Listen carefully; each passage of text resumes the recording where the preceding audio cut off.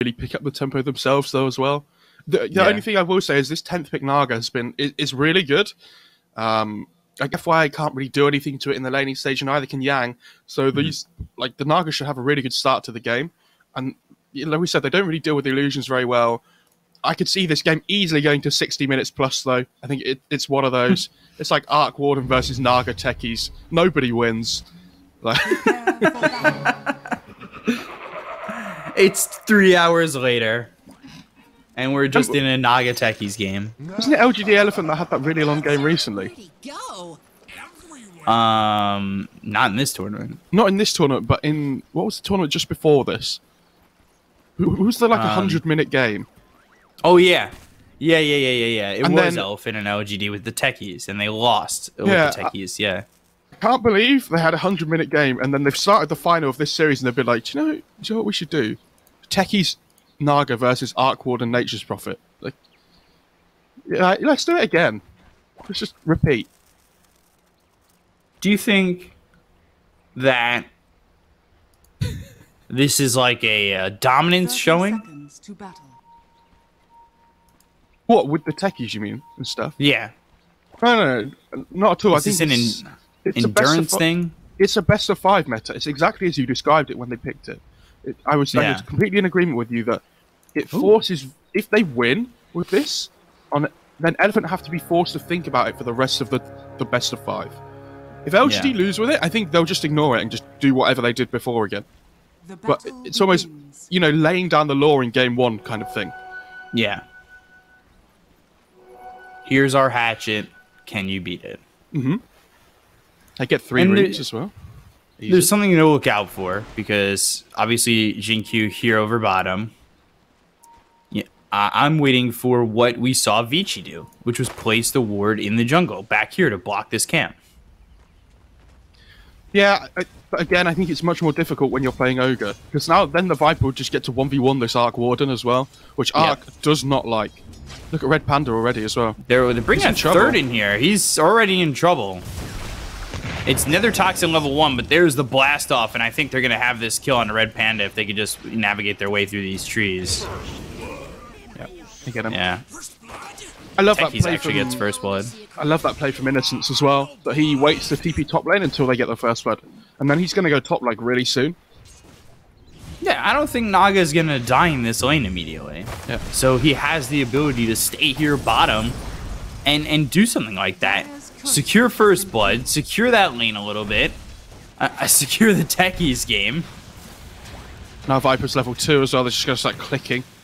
I think that first blood going to techies is the worst thing that could have happened for them as well. But this is the hero that you don't want to give a good start at all. Oh, and he doesn't care if he dies here, I don't think. He's not dying, regen is what he's going to love. Yeah, he doesn't even die, and I think that's just such a benefit, because he's done so much damage to Eurus as well as Red Panda. Eurus pops a salve. All he's got is 1 tango left. Ogre only has 1 tango, and that's where these couriers, they're going to be very important to keep. Because if you don't keep these couriers, then you can't ferry out regen, and honestly, the Arc Warden doesn't even have regen coming out. Nature's Prophet just TPing away. Shinky's pretending to body block the small camp as well, even though it's sentried. That's so cute. It's just the little details.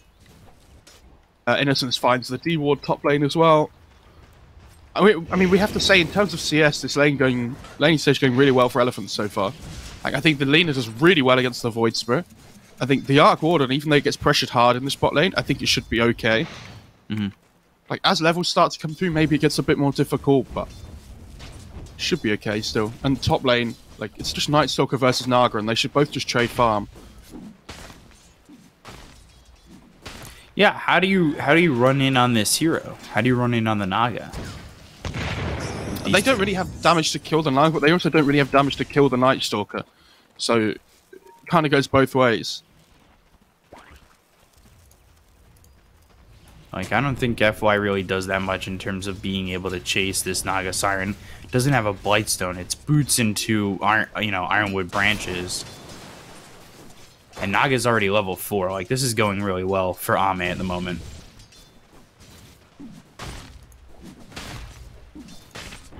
Tombstone Song with mines. I think their setup is really good. Faith Beyond bottom is in a lot of trouble, and it looks like he's gonna fall here. The damage coming out from both the Arc Warden as well as the Ogre once Jinkyu leaves the lane. He was about to go finish this. He's trying to finish the small camp as well, if you saw, but he realizes that he needs to go and collect the XP from bot lane now because his Viper's dead.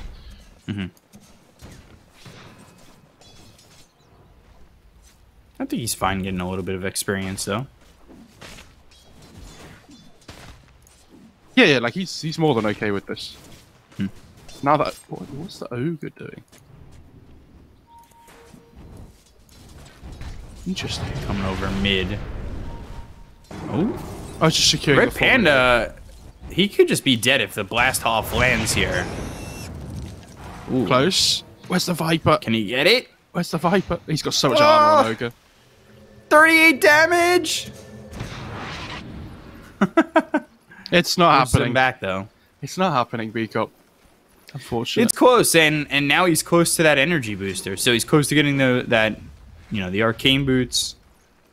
That'll feel great, and then on top of that, he's really praying that he can get himself the arcane ring in the neutrals. Because I think like 80% of the time we've watched Jinkyu on techies, he's gotten the arcane ring. Yeah, he also just didn't buy out for the arcanes as he passed the shop. I don't know if that was on purpose or not. I'm just fascinated by this techies every time he plays it. Because it's interesting to watch his movements and learn a little bit of how he plays this hero. Because as much as we've seen it, it still feels like I don't know everything, or even close to the way he plays this hero so successfully. FY coming over. They're going to go for this, and there's the Ignite on the Faith Beyond. I think Jinkyu at this point just needs to leave. Right-clicks onto FY, goes for the blast off, but it's a complete miss, and he'll deny himself.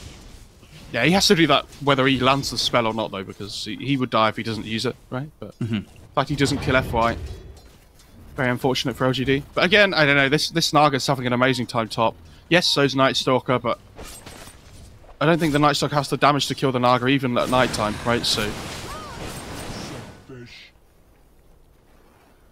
I didn't know that FY has the Bleak Hallucination on this Nature's Prophet set, too. Oh my god. These cosmetics. Jesus. I hate the cosmetic your talk. cup of tea.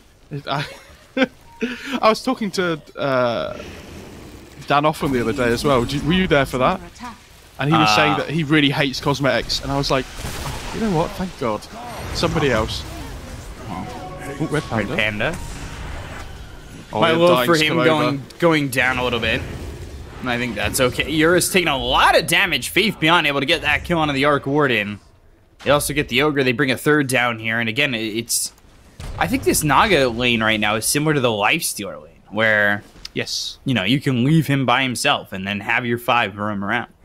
But it works in this game because it was the 10th pick Naga, so they saw everything. Like, Lifestealer is not anywhere near as safe. Sorry, Naga's not anywhere near as safe as the Lifestealer pick. Ooh, but for this game off. It is. Red Panda, he's going to die here.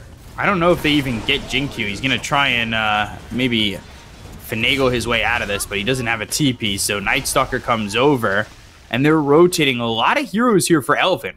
That leaves Naga to a free lane, and over mid right now at least, Innocence is just taking over the experience as Void Spirit has come bottom too. Arme's going for the Midas as well on Naga, which is something we saw a lot of when the hero was being regularly picked. And it's no surprise for LGD that they're running at this area of the map away from the Naga. They just want to give her as much space as possible.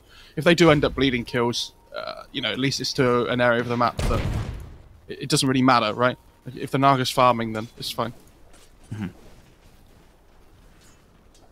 So here come the neutral items. And Techies is going to ask for an early Christmas gift of getting Arcane Ring. Yeah, and what we saw from this Techies before is you see, he gets to like this point in the game, and he goes and like double stacks these 2 camps up in the top jungle. So I'm wondering at what point he wants to do that. Oh god, bot lane. Yeah, the trade is there. Faith Beyond getting traded for Eurus. They'll bring over Somnus. Somnus walking over to the side. He doesn't actually have the mana for a Laguna Blade. They'll commit the Tombstone. Aether Remnant. Tombstone taking some right clicks. Soul Ripped, but still giving up 150 gold. See, this is the kind of game where I love the Tombstone Max. But in China, they seem to do it every single game.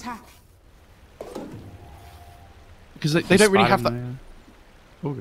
Go, yeah. I was just going to say, they don't really have the hero to play around for like a max soul that we like usually see in EU. Well, the Tombstone will have good value this game. Because it's like kind of really their only good team fight. They have Song into Tombstone as well, which is quite funny. I don't know if you've ever seen that. You just build up all the zombies.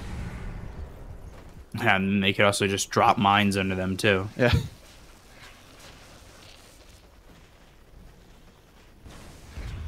Who did he give up that ironwood tree to? On who? Oh, I guess nobody's taking it. And then Keen Optic is on the courier for Undying. Interesting. Yeah, I thought you'd want to take the tree on the Naga and then give the Ocean Heart to the Void Spirit, but... Radiant's bottom tower is under attack. I'm just surprised nobody's taking it. Yeah, that's the big thing. Viper's going to get this bot tier 1 here, but if you look top lane though, she has no mana for TP though. They can't chase though. Too quick. They brought 4 heroes for this. That's going to open up the map elsewhere. They already got the bottom tier 1. Look at the Naga illusions in the top lane. They're like pulling the wave away from the tower. Wow. Which kind of goes both ways in the sense that, yeah, that's really good, but now they're going to have a double wave pushing the tower in. There's absolutely no way LGD are defending this, I'm sure. So Techies actually ends up getting the trusty shovel. Probably not what he wanted overall. I'm surprised again if the ironwood tree isn't getting used, that why isn't he using it? I think didn't he used to go Arcane Soul Ring and then for the axe? Yeah. But he might just be rushing that axe, and we'll see what he could do with it. He's already got the point booster. But my question is, why would he skip the Soul Ring this game, effectively? What? I mean, I have no idea. I hate this hero with a burning passion, but... Aether Remnant.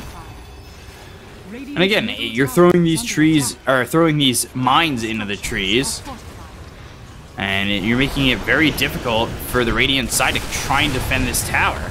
Wrath of Nature comes in. They're going to bring in the Night Stalker. A lot of damage on a Red Panda. They've got themselves the stun from the mines, but Faith Beyond taking a lot of damage. The blast off hits onto 3 of these heroes. It's actually 2 heroes in the Tempest double. They get the kill onto Xingqiu as well as Innocence. They end up losing F5 Faith Beyond on the run, but ending up dying to the Void of Yang on this Night Stalker. Yeah, good fight for Elephant. Like, they need to make sure they defend this tier 1 religiously, like over and over again, all the time. And you see, the Ogre just runs in, and even if Red Panda dies there, he doesn't care. Like, as long as he's keeping his tier 1 tower alive, just runs in and starts hitting the tombstone. Doesn't care about all this damage he's taking because he knows he's like this me shield at the front. Lena. Ooh. In trouble, getting low, but the blast off the... Somnus has that early Yules, but now they've got the mine, and they're going to get the kill on it. Somnus is... But before they're able to do so, the Laguna Blade kills off. Nothing to say. Yeah, nothing to say. Didn't realize the status trap was going to go off, so set the Remnant off to land in a different position. Yeah. They're still trying to defend this tier 1 tower mid. Innocent's taking a lot of damage, but yeah, they have to defend this. Elephant. They have to defend this with everything they have, though. Because once the tier 1 mid goes down, like, these Naga illusions can just go wherever they want and shove lanes out, like cut waves, invade the enemy jungle. But Arme is farming so well at the moment. He's having a really good time. But it's the other 2 heroes on LGD that I'm slightly worried about. Yeah, Void Spirit and Viper don't exactly have a lot of farm at the moment. I love this battle of the greedy POS 4, though. It's just Nature's Prophet versus Techies. Scan on to Techies. I love that he bought a Quelling Blade as well. Yeah, the Undying has one too. When you play against this Nature's Prophet with the Sprout, you need to make sure you have that instant cut always available. Yules and Innocence. Wrath of Nature comes in. Red Panda gets the kill. She comes in and snipes it. That's who they wanted to give the kill to. Xingqiu. And Xingqiu's in trouble too. Laguna Blade out and they get the kill on him. They're just running down these heroes. Are you ready for the Lena to run into the mines? I'm so ready. Oh, well, that works.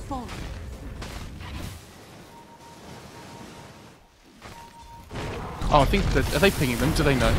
Yeah. Yeah, there you go. Okay. It wasn't. It wasn't the even Lina. matter. It wasn't the Lina. It was the Ogre. Nothing to say takes the mid tier one though at the same time. So, I mean, overall, great. Like last couple of minutes for LGD, keep their top tier 2 alive. Take mid tier 1, kill the Ogre. Naga's free farming. That is upsetting if you're Red Panda. They're gonna look. They're gonna come over towards bottom. They might be able to catch Yang. They do have Song, or just the net.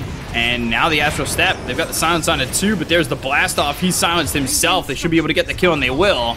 Eurus comes in with a Tempest double. Jingq taking a lot of damage, and he's killed off by Eurus. Tombstone Gold going their way as well. Radiant's bottom tower is under attack. Ooh. I don't know. Naga versus Arc Ward and B-Cop. Who do we favour? Now Arc Warden going Mjolnir. Naga going Manta. I would say Arc Warden's probably not as cooldown reliant with the, you know, he's not waiting on Song. There's a point where Naga doesn't exactly need the Song to be too effective, right? Well, it's always going to be good with the Tombstone. Yeah. So, but I'm saying, like, it's not always a necessity to have, you know, have that to fight. Oh, if you think there's going to be a lot of fighting B-Cop this game, especially 30 minutes plus, I hate to tell you, there is a lot of split push this game from both teams. It's like Naga Illusions, Nature's Prophet, like Arc Warden can go and split push with the clone. So it's not needed to fight. Yeah, you're right, but I don't know how often we're going to see the Song 4 fight. It's probably just going to be to split push and escape a lot of the time. Mm-hmm. It wouldn't surprise me, at least. And there's a Manta coming out on the Naga already.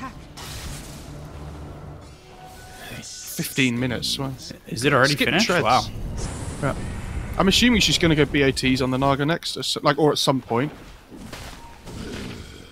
Oh, Scardy. Okay. 2 range cores, sure.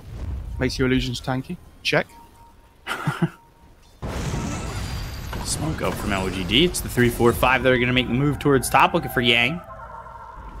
Yeah, and if they start with the blast off, they'll be happy. And there's the Tombstone down. Rod of Atos. Viper strike on a Yang. He'll try to TP out, but there's the damage from Jingq to get the kill. He has Axe, though. Now... Did he go straight Axe? Yeah, I mean, Axe, why not? Game's going long, so just build this item that allows you to farm. There's no point going like Blink B gimme this game, I don't think. And that's really so important miserable. Considering the Night Stalker we've seen have a lot of struggle farming at times. Yeah, but it's also like up against the Naga, like we've said, they need more ways of clearing illusions and things. And Axe does that. Where's this Radiant's top tower Ags? 800 gold away from Jingq getting his Ags. His farm's okay, but you could like...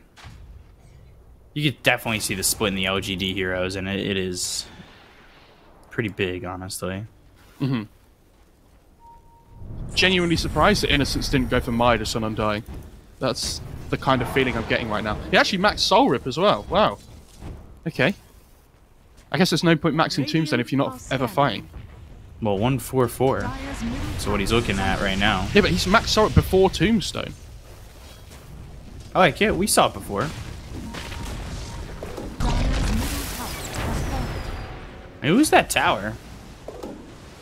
A little less willing to try and defend on that, right? Mm-hmm.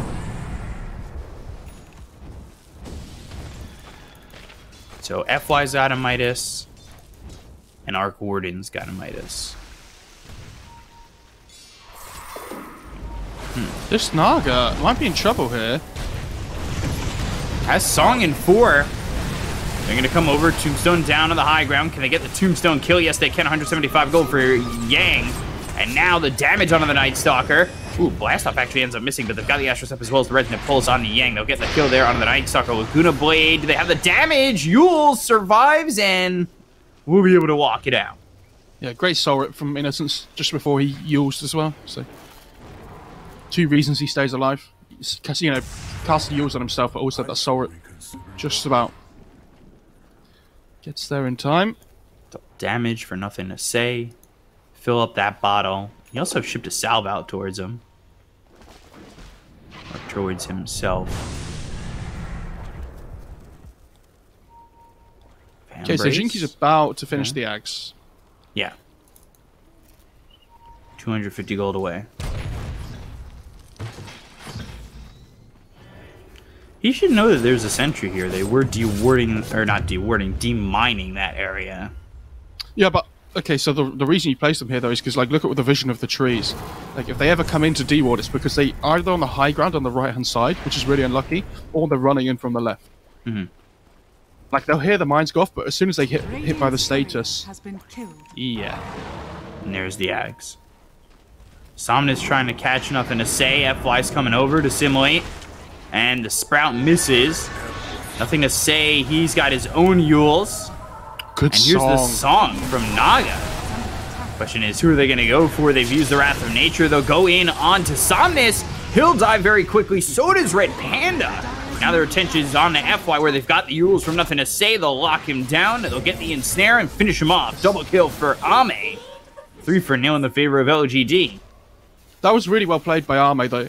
Like, as soon as the song went off, he split 2 illusions off to the Lena, and then used like one of his illusions on his hero, I think it was, to kill the ogre at the same time. So, like, the minus armor proccing from his illusions onto the Lena was enough damage between that and the Void Spirit to kill the Lena off. So it's just, you know, perfectly split, so they can kill both heroes quickly. GQ just farming away. He's gonna stack this camp.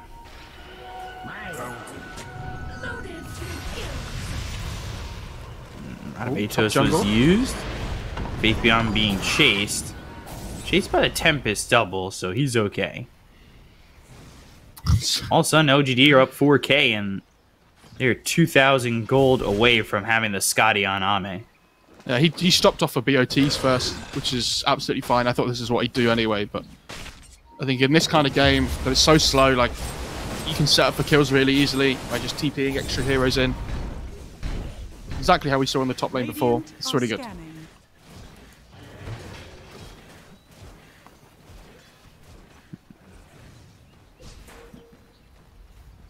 Night Stalker coming bottom. We'll spot Ame. And now it's time for him to try and run. He uses that Dark Ascension. Pretty significant. Yeah, that's really good for the Night Stalker's arsenal. By the way, Philosopher's Stone for the techies. Oh, good. This Dark Ascension usage is really good though, because it's going to be daytime until he has Dark Ascension, like when it runs out here. So like they can't really make any plays with the Night Stalker here. So he's basically not a hero for the next 95 seconds. Night Stalker's recovered a bit. Or, nothing to say, he's recovered a bit. He's now ahead of the Night Stalker, is what I wanted to say. Yeah, I mean, it's the when they kept him alive around that bot active rune spawn, and then they kept him alive in top lane as well, with Arme coming in. Like, his game could have been completely different, but keeping him alive twice in a row there helps him massively. This Lena might be in trouble here. Yeah, already They're sitting at coming about over. half health and needs to really get out of there. They want the Lena, though. They don't want the Ogre, so you can see them, like, dancing around. Because they don't want to bump into the supports here, but...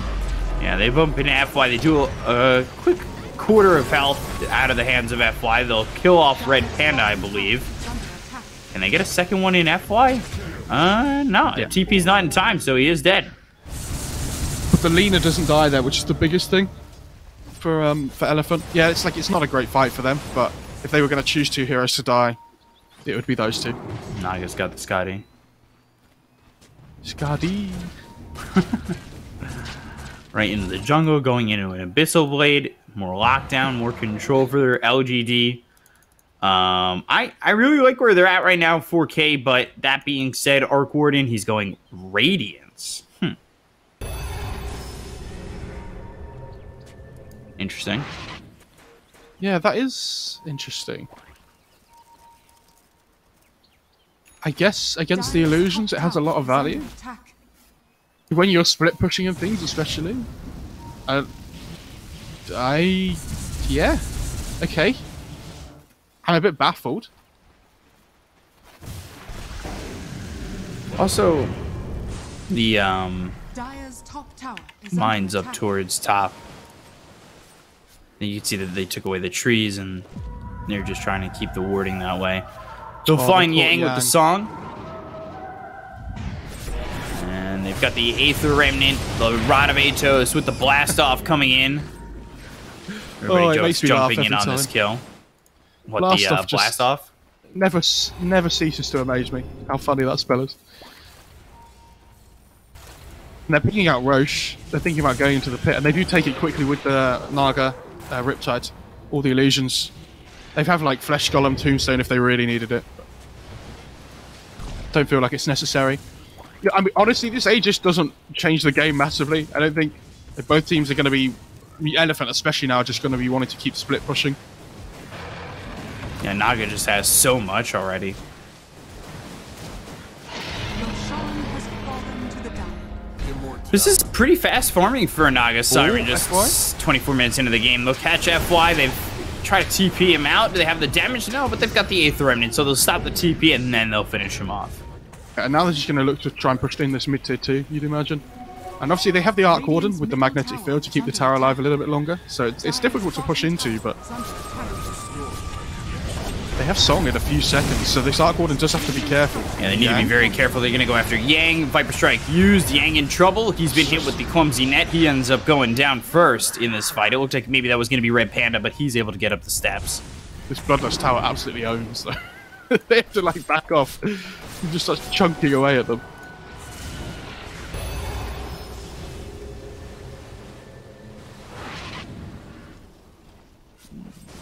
Shinju God. He's got that Aether Lens. Yang has really struggled to have an influence in this game, though, Dire's from the bottom Night Stalker. tower is under And he attack. started off pretty, pretty big. Yeah, but then it devolves into, like, the split pushing game, so the Night Stalker doesn't find the action that he really wants. Just struggles.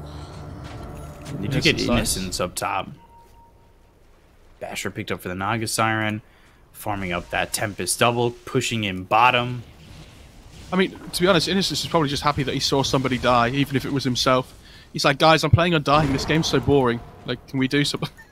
Please. He's only died 3 times. 2, 3, and 12. Guys, my hero feels so rubbish in this kind of game. Like, guys, come on. What's next here for Xinkyu? What does he normally go? Octarine? Yeah, Octane, and he can go Hex if he really wants to lock down, but I don't think it's necessary at this point.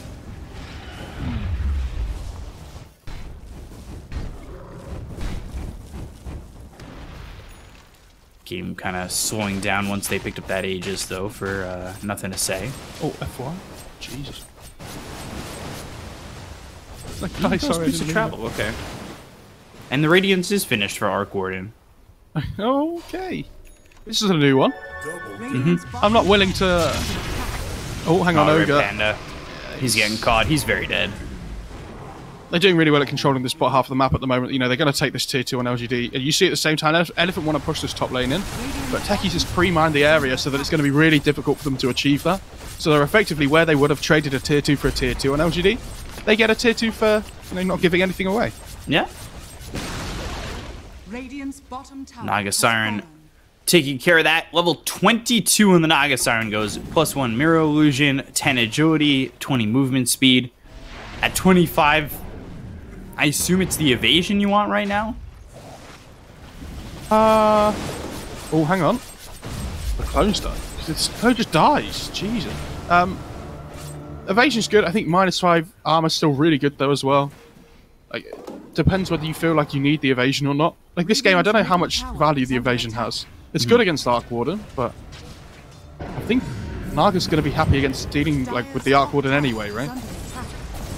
Dire's structures are fortified. Can they get this top tower? I don't know. I don't think they can. Army's TPing in though. He's like, if you, oh, he cancelled it. Dire's top tower is under attack. You canceled it somebody as they're cancel- going mid-tier Dire's 2. top tower has fallen. Right. Okay. So they're going to look to just try and trade them, potentially. I don't know. I think if you're OGD, you have the Aegis for like another minute and a bit, but I don't think there's any pressure on you to make these things happen here. Like especially with your top tier 3 being shoved in a bit. Just get the Abyssal on the Naga, then look to go. with the second Aegis, I'd imagine. Yeah. Force staff next for DQ. Gonna go on Red Panda once again. They have the damage very quickly to get that kill. The Tempest double comes over, and some mines will explode as Eurus is able to spot them out with this sentry over to the side. And there's the Abyssal. Are they repair? Oh, they're repair kings in mid tier 2 on Elephant. Okay.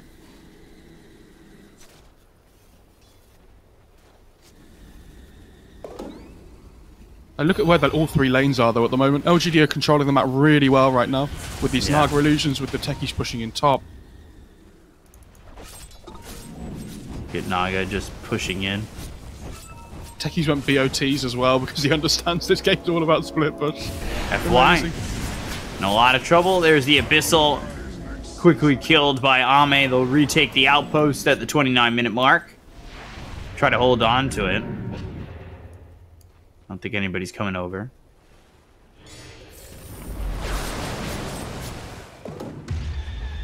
Nothing to say almost says his BKB on the voice spirit as well, which I think is probably a bigger deal than anything else at the moment in the game. Because when he gets this BKB, there isn't a huge amount of physical damage for him to worry about. So he can kind of just like go on whoever he wants at the start of the fight during this BKB duration. And you see Viper starting to build one as well. The Night Stalker and the Lina already have one. Does Void Spirit have something coming out of the courier? Yeah, he's got his BKB. Okay. I was gonna say, where's all his gold gone? There it is. Techie's going and buying the tome, trying to get into that level 20 as quickly as possible. Really the level 18 as quickly as possible. Get those remote mines level 3. Because those do hurt.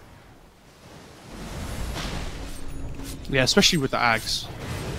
It's like 750 damage per mine. It's crazy. Something that I noticed with the techies, you know, he's not afraid to just throw a mine and pop it real quick. You know, he's not setting up for the future at all times. He's also can fight where it's like blast off, throw a mine, blow it up. You've got the Ags. You're doing so much damage with the remote mine. You place that down with a proximity mine as well. If both mines go off, when you know you can probably kill someone real quick. Yeah, I mean, imagine if you didn't know anything about the hero that was casting it. Imagine if you said there was a 750 damage AoE nuke that you could throw into the fight. Because he has Aether Lens as well, and the Axe, the cast range is crazy. Coming over, but Song to leave, and I think that's okay. Goodness, guys, we almost had a fight. Just these 5-on-5s are completely unacceptable. Pickoffs only. Chill out, alright? I really don't understand this Radiance Arc Warden, though.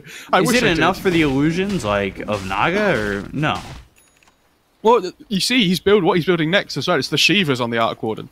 So he's really worried about all the illusions and everything. Yeah. Like, he wants to help stop a lot of the damage that comes onto him from the Naga. Not just the illusions, but also the main hero. Oh, Tempest double. Yeah, Faithion gets that dome, and, well, he'll leave. Just Faithion his BKB's in like 100 gold or so. Ogre's got that Midas. He's preying on the chances of wealth. But this is exactly why I was surprised that Innocence didn't do it as well on the Undying. Like, you know this game's going long, right? And yes, obviously the Veil's going to be really good and things. You don't want to go too greedy if you can help it, but he's going to be so sad that Ogre... like, if the game goes really long, the Ogre has a Midas and he doesn't. Ogre's in trouble, though. Yeah, don't get to use that Midas while you're dead. Ame getting another kill and pushes into that level 25 where he takes the Riptide armor. They'll catch Somnus, force the BKB. They don't have Abyssal to lock him down, but getting that BKB for not much is always great. Yeah, that's a great BKB usage for LGD, and now they can just look to control the map while they know Lina doesn't have the BKB. See Eurus at the same time trying to shove in this bot lane. Yeah, he's got his Shivas finished off.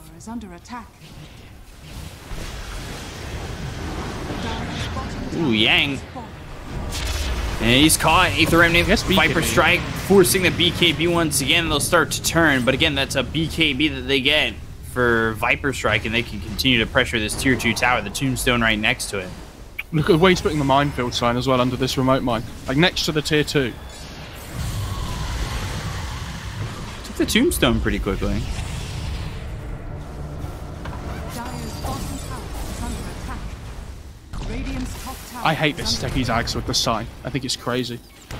It's such a fundamental component of the hero though. Yeah. You can't get rid of it. Radiant's top tower has fallen. Well, the sign only really does anything with axe, right? Yeah, yeah. Yeah, I'm not saying the normal minefield sign is the broken part. Yeah. Just like the mind games. Tennessee goes in on the Tempest double. Backs out for a second. Soul Rip onto it. Ignite to try and push back this LGD squad, who now has a Satanic on the Naga Siren. 28,000 net worth, basically. This Naga hasn't stopped farming. The only thing left to do is Moonshard Go take Axe Roche. and sell the Midas. I guess if you get really late game, you can sell the BOTs as well, or like swap them out. But I think Naga Siren Axe is like one of the best. I know not a lot of people agree, but I think that is a very good Ags. The health, you know, max per second and all that. it's one of those Ags that is very good, but Dire's you not hardly essential ever on the build hero. it. Because why? Yeah, you can't afford to, because it's not your job to be healing people in the middle of fights, right? Like, I think it definitely makes 4-position Naga viable, especially now. I wouldn't have been surprised if like a 4-position Naga came out. I would. That hero doesn't like play the map. It's just its skill set innately is to split push into farm. Like obviously Yeah. net is really good, but Pistol on a Red Panda. Right click's coming in. They get the kill onto the Ogre. They'll take out one. Viper Strike onto the Tempest double. Should be another couple hundred gold in their pocket. Ooh, double Astral stepping into the Aether Remnant with the Yules. Forcing the BKB once again. The first they bash onto Yang. He's trying to get out of this one. He'll pop the Void and start to run away. But again, they just don't have the control or the fight at the moment necessary to go into LGD, who are looking ripe and ready to go to the high ground. They're going to start this off with a song that catches the Arc Warden. Aether Remnant right on him. BKB's been popped by Somnus, but that's not their target. Their target is Eurus. They get the kill on to this Arc Warden, who is forced to buy back immediately. Ame locked down for a little bit. The 4-staff back. Can they keep him alive? The Soul Rip? No, the Aegis has been popped. So can they stay on the Naga Siren? They don't have Song anymore. The Astral Step in on the 3 heroes. Look at the Void hitting everybody on the side of OGD. Yang trying to come in. They've got FY moving forward as well. Out of Atos Ame's in onto trouble. the Night Stalker. Ame in trouble. Not going to live. Goes down for 100 seconds. No buyback. OGD hints of a TI-8 as they go in too far. well, it wasn't awful for them. Like it wasn't great, obviously, but they get the Arc Warden buyback, which is huge. I actually thought that fight was going to go a lot better for them. When they're, just as the Naga was about to respawn again because of the Aegis, the Void Spit went in and silenced everybody. I actually thought they were going to turn and try and fight there, because the remote mine came down at the same time and it did a lot of AoE damage, but the Naga tried to just back off.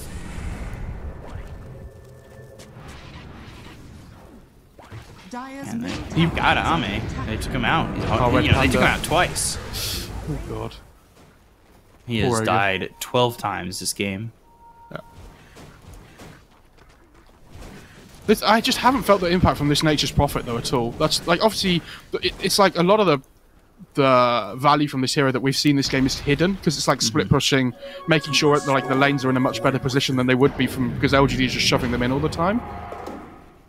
But Oh, Yang. oh, Just dying to mines.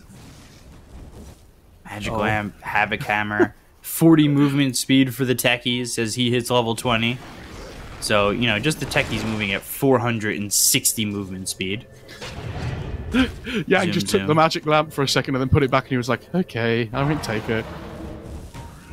Somebody else have the magic lamp." Going Noah Fire into Moonshard for the Night Stalker, who's been surpassed in net worth. He's one of those net worths that I'm going to look at after the game is over. They found FY. Tombstone committed, missing the decay. They have Rod of Atos? Yes, they do. So right clicks will come out onto this Nature's Prophet, and they'll get the kill there on the FY. Well, they'll find Red Panda, catch him with the Yules. They've got the silence. Viper Strike goes onto the high ground, but let's see if they persist. He has Beacon on voice, but if he needs to use it here, yeah, and he will. Fine.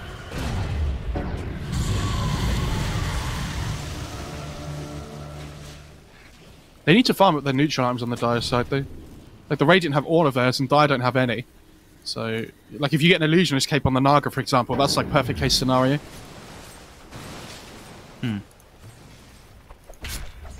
She did go a -5 Riptide armor as well. Yeah, that's... So now -13 Riptide armor. Yeah, and look how much armor the Arc Warden has. It's like... It's a decent amount from the with the Shivas and everything, but... They will get through him pretty quickly. They are not finding the neutrals they would like. Maybe it's bugged. No neutrals for LGD. They only got the Prince's Knife.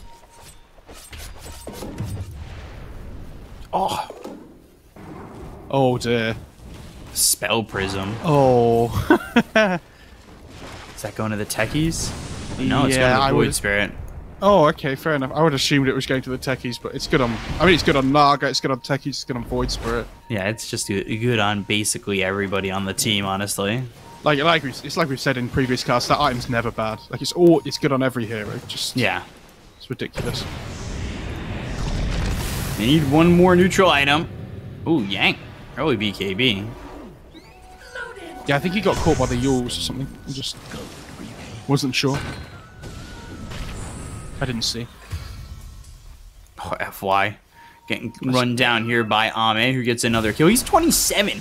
Like, this game can go a little bit longer, and all of a sudden, he's going to be level 30 ready to go, where he picks up the evasion, the ensnare cooldown, the strength, and the mirror image damage. Like, this is going to be pretty disgusting. Somnus popping the BKB. They've got the Spark Wraith down.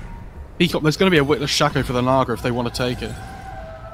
They want to find the Arc Warden. Start with the song.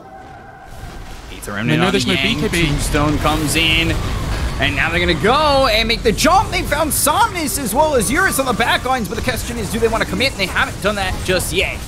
They've got the glyph. They've killed off Yang. He's dead for 70 seconds, and he does not have buyback. This Bloodlusted Tower, though, is doing a lot of damage. Oh, they caught the Arc? Yeah, Eurus pops the BKB. Remember, he bought back just a couple minutes ago. They've got the Hex on the techies. That's finished off, so Jin Q, he can come in and hex somebody out and make their game a little bit more difficult. The BKB now no longer available for Eurus, but the heroes on the side of LGD are a little bit low to the point where they want to move back. Roche in a minute and a half. High ground is the worst enemy of everybody this game. Back to farming we go. God, I can't even imagine Elephant trying to go high ground at the moment. Radiant's top tower is under attack. Yeah, don't talk about it.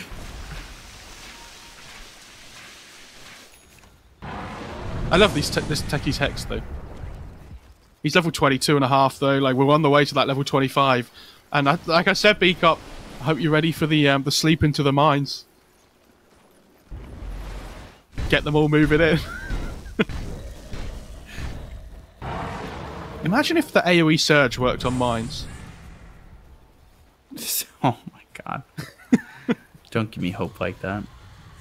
By the way, Viper's gonna hit level 25. I want him to take the poison attack effects buildings again. I don't. Not this game. He was killing buildings in 6 shots. It's not his job to hit buildings this game, though.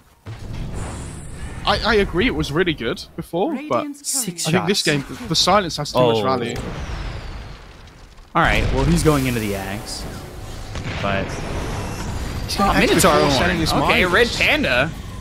Minotaur Horn, Laguna Blade coming in from Somnus. They get the kill into Jin Q. He's dead for 80 seconds, no buyback. MKB. Oh, maybe he will then. Yeah. Maybe he does want to click.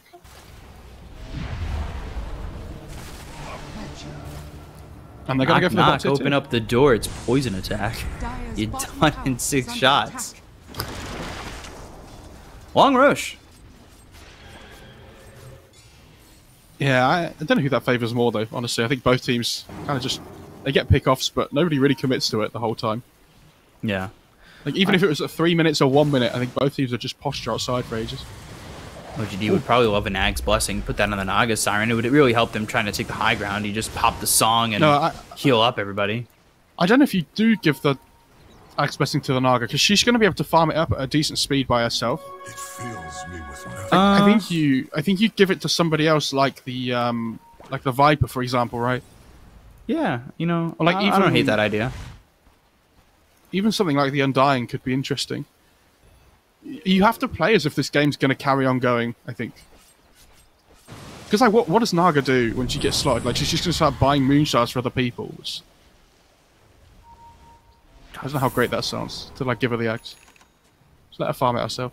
38,000 net worth for the Naga Siren. That's crazy. Look at these techies' minds in the top jungle as well. Undying.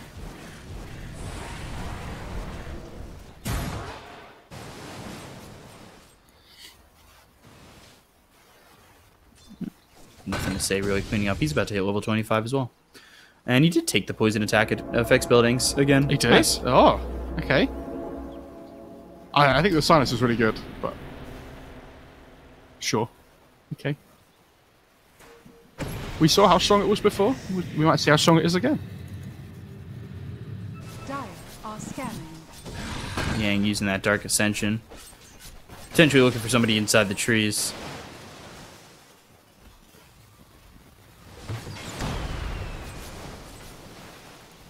And then Void Spirit should be hitting that level 25 in just a second. Yeah, and the Dissimulate stun is going to be nice.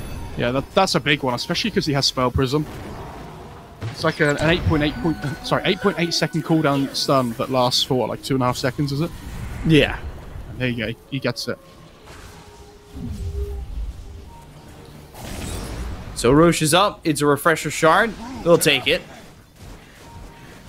Who'd he give it to? Maybe the Undying? It's pretty good. Double Tombstone. Roshan has fallen to the Dire. Who can hold it? God, everybody's I mean, inventory they could give it is to just Void massively Spirit packed. potentially, but... Yeah, he's asking for it. Okay. They've got the Abyssal in the backpack of the Naga Siren. Because Naga's got Midas and still, yeah, in and out of the backpack, has the boots of travel and puts the BKB in the backpack. God, the inventory management right now is wild for the Naga. Yang? They've caught Yang. He's in a lot of trouble. Pops the BKB. And can they stick on to Yang? He doesn't have a TP, so he's looking dead on his screen already. And will fall to Faith Beyond. With the Viper Strike and the Skadi Slow both going through BKB, like, as soon as they get on top of him there and they're able to get the Viper Strike off, he's definitely dying. measure of power. And now they've got the Ags on Arc Warding, where he picks up a Haste and an Arcane Rune. Top lane. They'll go with the Song. They're going to look for Somnus. And they don't have the Abyssal to follow this up immediately. So the BKB is out from Somnus. He's going to try and run. The Lincolns gets popped. And that's on the Abyssal. Force step onto the high ground. They've got nothing to say nearby. And they'll catch him with the Yules. So now Somnus in some trouble. He's going to be hexed by Jinkyu. They'll kill him off and find the Lina 100 seconds dead. No buyback. Armate is playing so well on this Naga. Like, not only split pushing and like shoving lanes out and being in the right place, he's set up so many kills this game. Not even just in this late game scenario. Remember that fight up in the top lane earlier? Dire's Feels like he's hardly put a foot wrong the whole game. Ooh, Faith Beyond Satanic getting taken out. And here comes the poison attack affects buildings. radiant structures are fortified. Shiva's popped by the Tempest double. They've got Oh the my god, this glyph. attack speed on the tower. Gonna say he's at about half health. And yeah, the attack speed on the tower, they've got the repair kit. They really need to take this thing out. It's doing a lot of damage onto these heroes. Faith Beyond down to about a quarter health. Ame, he's in trouble as well. I mean, it's the Sprout. It's the Dome. Everything making this more and more difficult. Finally, the shots from afar. The poison attack affects buildings. Takes it out. They finally get the tier 3 tower. Yeah, I don't think Radiant have don't think they have any repair kits left. Yeah, they don't. So this is like where their high ground defense has been really strong so far with the repair kit and the Bloodlust. It's not quite the same anymore. Oh my god, they've got the sign up in the base. Abyssal. Eurus? Eurus is in trouble. He signs up, pops the BKB. They've got the Astro Step coming in for nothing to say, and there's Yang jumping into the backlines. He's popped the BKB. He blinks on top of the side of LGD. And a lot of damage on these LGD heroes. They just haven't got the finish on any of them. Jeez. That was... Elephant.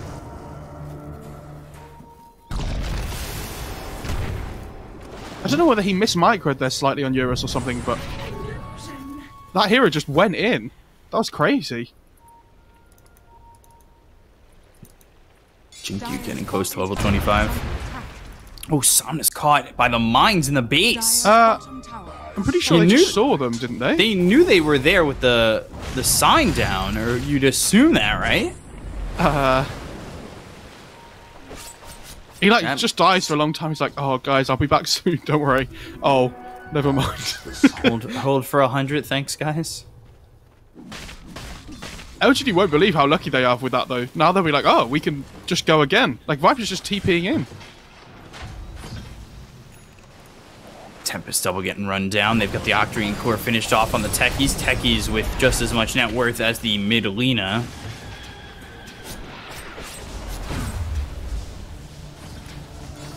Naga was 666 on the CS. The way it is. Just the way it is.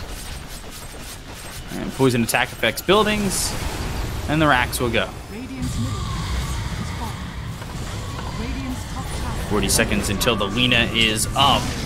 Astral step forward. Tempest double pops the BKB. Tombstone committed, and they're going to just try and take this tier 3 in the top lane. Should be able to take it in a couple more hits. Nothing to say. Jumps to the backlines, finds himself Eurus, but now he's forced to pop the BKB, goes into the Res Impulse, as well as the Dissimulate backing off. That'll stun up the Tempest double.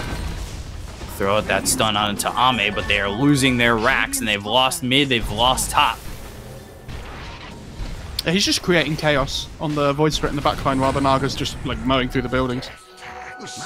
I know this game was really close for so long, and then like a couple of bad pickoffs to the Radiant side, and the LG have just punished them massively.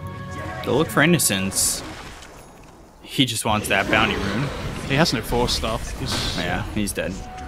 On cooldown. Ike's picked up for the Ogre. That could be pretty significant if he's able to multicast that.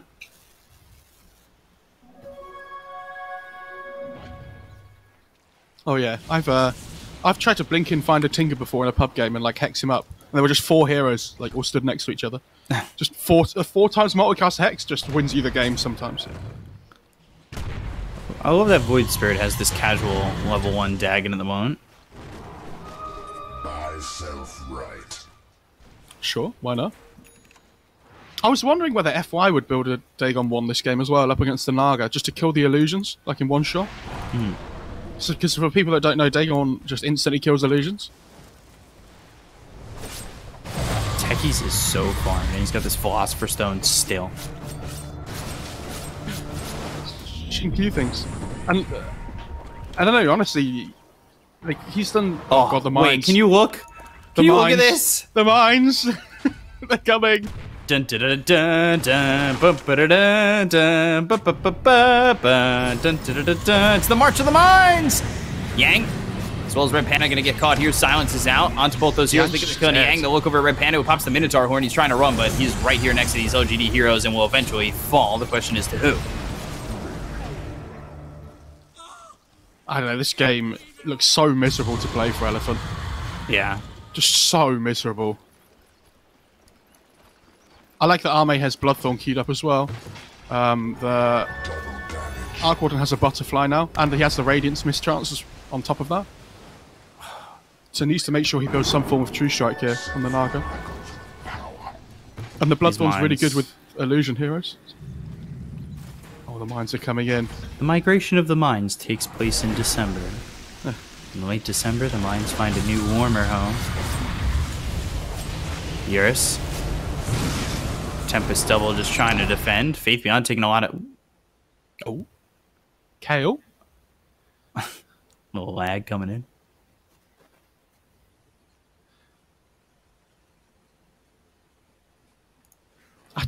This Radiance Arc Warden feels so underwhelming. I know the mischance has been really good this game against the Naga, because now he's stacked it up with Butterfly, but it feels like his hero just doesn't do any damage. Like, the only reason he's got damage at the moment is because he's like eating a DD from the Runeforge. So like he's really annoying to deal with, and he's hard to kill, but I don't see them killing the Naga anymore. I don't know, famous last words, but like they have no right-click damage on their team, right? Like Night Stalker does some, Arc Warden does some, Lina does some. Extra step forward, Aether Remnant. BKB's been popped by Eurus, so backing off.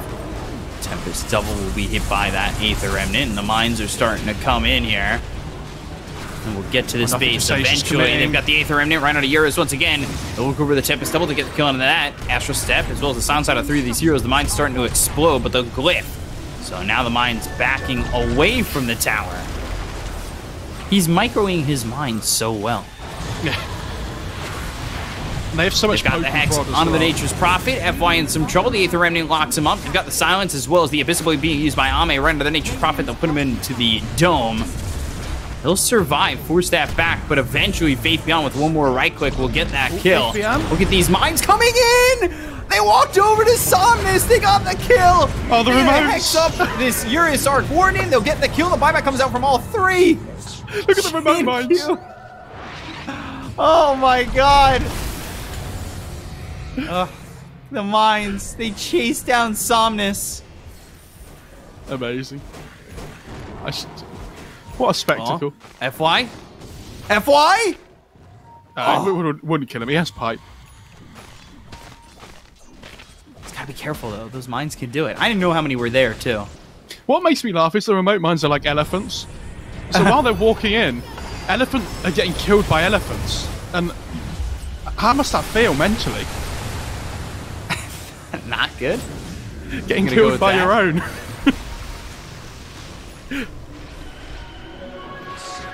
If I'm LGD, I kind of want to finish this before the tier 5s, though. Some of those items make net worth not a number.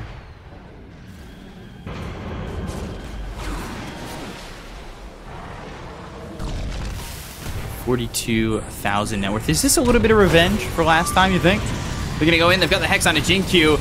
And they will take out this Techies really quickly. They'll buy back immediately. They'll look over at Somnus. He's going to get low. The right click's coming in from Faith Beyond. Will finish off the Luna. They're going to force that themselves looking for the backlines. They found themselves here as well as have the Yules on him. So he's hacked, locked down, killed off. GG is called by Elephant. And finally, LGD will start this best of 5 off with a victory. And they'll be up 1-0. Great way to start the series, though. This was a great game. You know, when we came into the series, we said, you know, LG look like they have dominated them, you know, quickly. Yeah. In a lot of their games. You know, the whole 4 games they've played have been under 2 hours in total. Correct? Mm-hmm. You come into this game, you think you've prepped for that, and you think you've prepped for LGD for the way they've played for, like, this whole tournament. All of a sudden, they open Techies, and you're like, what? Like, this is completely different to what they've done for the rest of the tournament. Like, we know they can play Techies, but they haven't picked it this whole OGA event. Mm-hmm. So it's like, does our preparation just go out the window and then we do something completely different?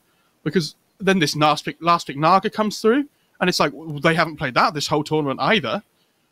And I've said to you in this tournament before that LGD, I think they have the capability to play every single hero well across their whole board. Because I think Faith Beyond and Jinkyu have such a crazy hero pool. I think Ame has played a lot of heroes in his time, like in that position 1 role. And they won't be afraid to bring them out if they think it's a good game for them. Like, this last pick Naga comes out and they're like, well, we don't have any wave clear or, like, magic damage. So they're building things that they can to help, like Radiant Sheaves on Arc Warden, like the Ags on Night Stalker. But I think Yang had... This Night Stalker's been really good this tournament, but I think Yang had a really tough game here. We didn't, like, feel his impact at all, which is shocking for Elephant because it feels like he's such a big component of that team. Yeah, I agree. You know, he did have a little bit of impact early on, but at a certain point, it just felt like even though he had a lot of net worth coming into the mid part of the game, he really didn't do a lot. And I think that something that's very important is they've won with the Techies. So now that means, do you ban the Techies? How do you draft around this? This is a big, you know, this is the flag planted. This is our idea of what we're going to do. We have Techies available at our arsenal. Are you going to first, you know, phase ban it like you've done in the past, like teams have been forced to do in the past? And we're going to have to see coming into game 2 and game 3 how this draft is going to evolve. So, you know, what are Elephant going to do? They really need to go back to the drawing board. And can they expect what LGD are going to do? That Naga is the first Naga pick in a long time. I don't know in competitive completely how long it's been since Naga has been in the forefront, but it is very interesting to see LGD start off with that draft. So they've got a 1-0 lead. We'll see what happens in game 2, how both teams are going to draft. We'll be back in a moment. We'll see you in a little bit.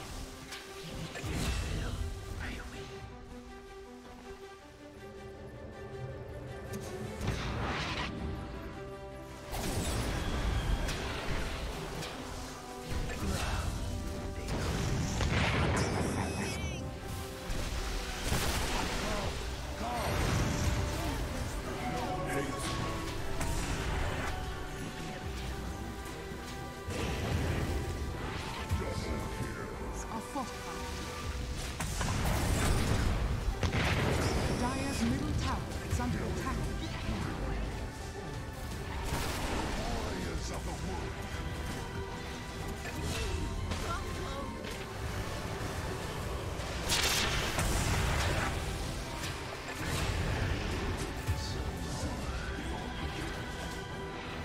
Structures are fortified.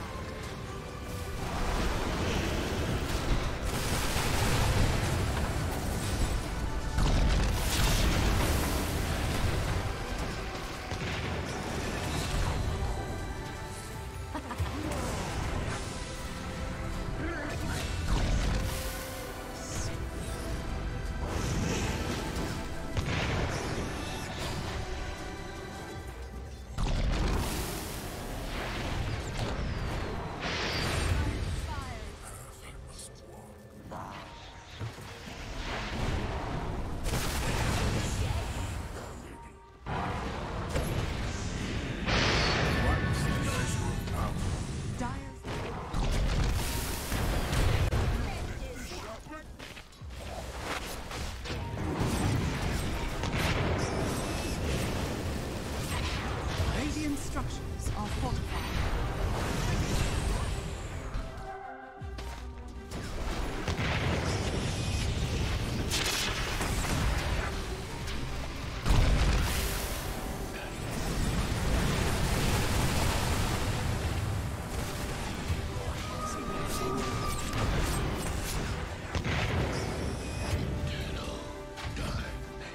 Radiant's top tower is under attack.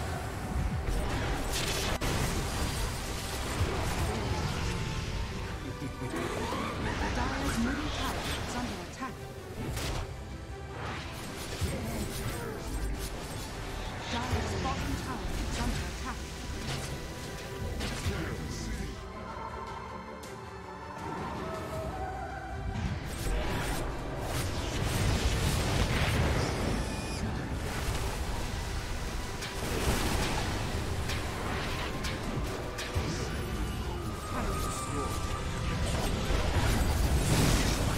Radiant structures are fortified.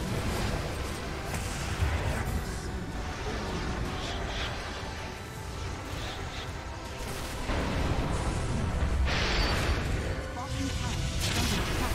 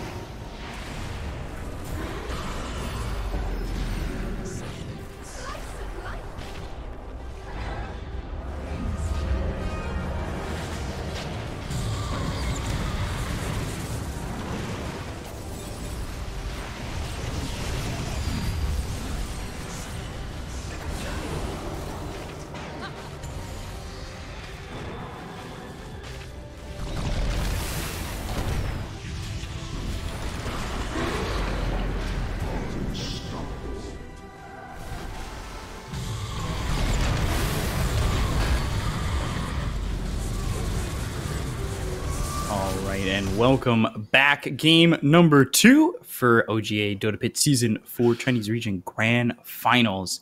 LGD have a 1-0 lead over Elephant after playing a 55-minute game with Techies, Naga, Viper, and having that Void Spirit as well as the Undying was the winning victory formation for them with those heroes. So it's going to be interesting coming into Game 2. How they're going to ban around this. Do they feel forced to having to ban the Techies? I know I asked Mo during the break, but I'll ask him again. Do you think they're going to ban the Techies coming into Game 2? And you're shaking your head no, but does that just mean that LGD go back to this Techies? Do they go back to the well that really helped them succeed? And that game, I'm not saying is strictly on the Techies. I don't think that game was strictly on the Techies at all. I think Naga farmed really well. That lane stayed open. There was a lot of movements early on that allowed Naga to just stay in lane and farm very well in the first half of that game. And then I thought Faith Beyond played really well on the Viper. And there's the Techies ban, and that's very important because that's leaving heroes, that get first phase ban all the time up and available for LGD to pick up here. And mainly the Lina. I think Rubik's been very popular in the first phase, so we'll see what LGD are going to do now that they're getting the Techies banned in that first phase. And there's that Lina pick in the Undying pick. So despite the Techies ban, same draft so far. LGD have broken them. That game must have just been soul-destroying enough for Elephant to be like, get this Techies out my game. Yeah. And this is the worst thing. They have first pick on Elephant, and they still weren't happy to let the Wisp through. I think that's a big problem. Because now you're saying to LGD, we're not confident in first picking the Wisp for ourselves. We also don't want you to have Techies. And now so we have to ban these first two heroes that we technically, could maybe not have to.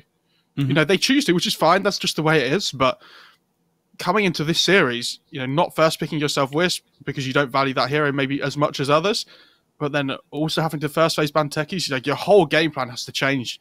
So, okay, so the thing I want to talk about LGD is, though, that game is not characteristic about how they've won every other game so far this tournament.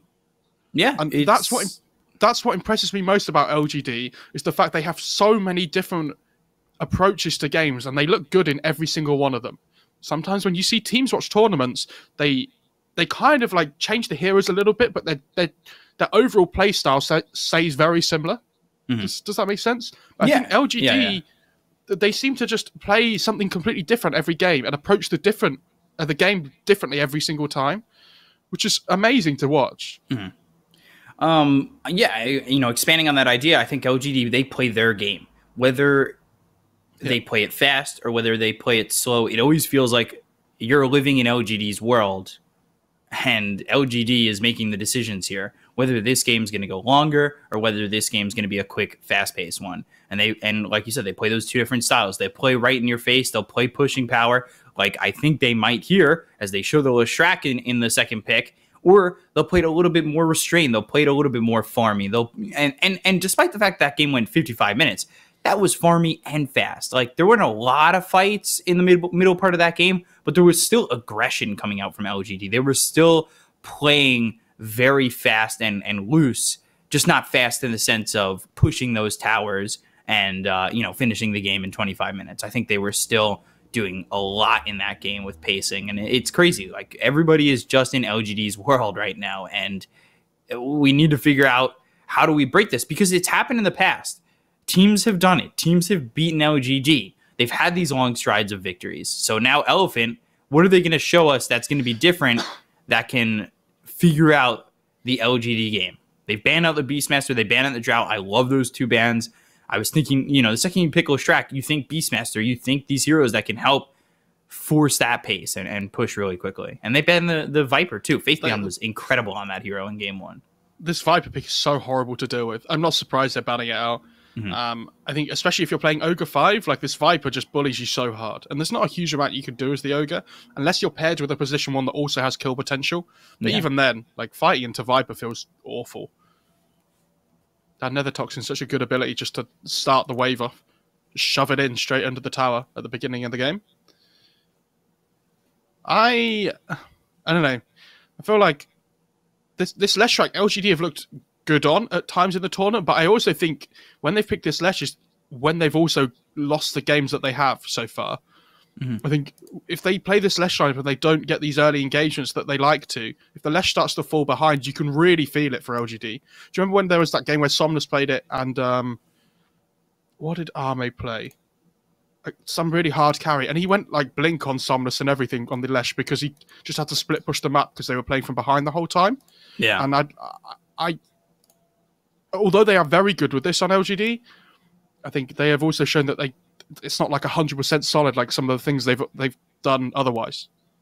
Yeah, and they've only lost 2 games this event so far, and one of the games that they lost was with that Leshrac that was up against eHome. It was Arc Warden, Leshrac, Beastmaster, Lina, Oracle, which sounds like, honestly, such a great lineup. If I was on that team, I'd have a lot of confidence, but you know, they end up losing that game. So we'll see how it goes for Nothing to Say on this little Shrek. They go Earth Spirit next. We've seen so many good Earth Spirit games. I mean, this hero's reach and the ability to initiate just from such a distance, and just the fact that it's a nuisance early on feels so strong. And you know, it's definitely something that Jinkyu plays well here as well. And they go Centaur. Okay, I'm waiting for LGD to shock us with something that hasn't been picked in the event just yet. Sniper. I think this Centaur has really good value though. This game. Like, obviously, the lane against Undying +1 isn't necessarily easy, but I think when you're trying to disengage from like this Tombstone, the less track damage coming through, like you just pop that Stampede and you get out at the moment, because LGD don't have great like hard catch. It's kind of like they'll have a Yules on the Lesh, they'll have like the roll on the Earth Spirit, but it's not a great way of keeping Elephant all in one place right now. I think this is going to be Core Venge, and it'll be like +3. I mean, it could be like it could be awfully an Earth Spirit, right? Yeah, it could. I think if it's LGD, I think they're more likely to play Core Venge, because I think this is something they did last OGA, from what I remember. And that's the kind of hard lockdown that you want against a Stampede, where you bring somebody instantly back into the fight. It's not lockdown as such, but it's that kind of thing.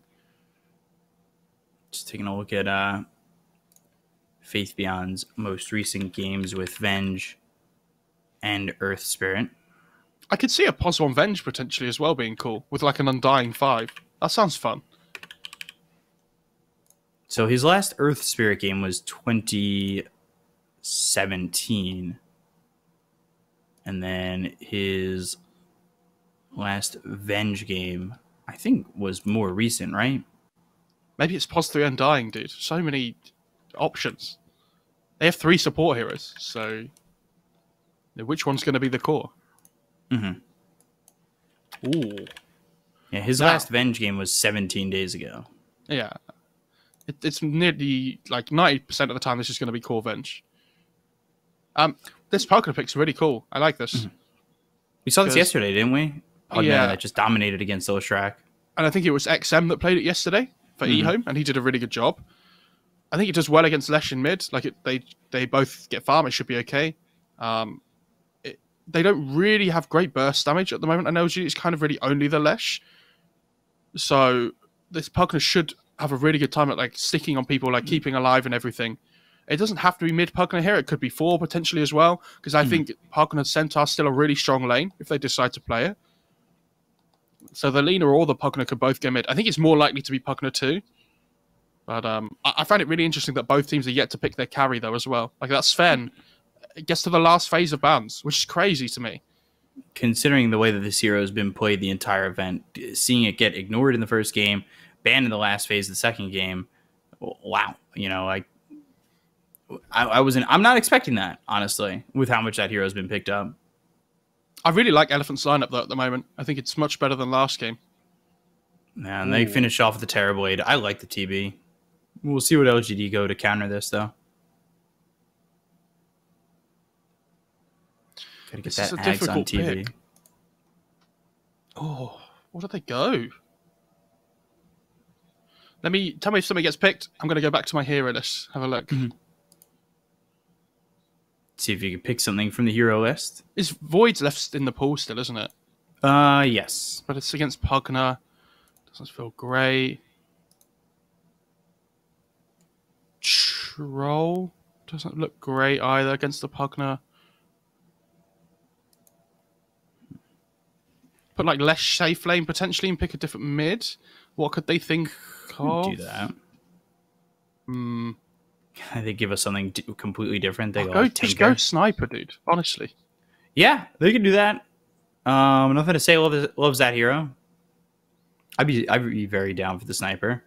Their jump is not exactly amazing on Elephant either.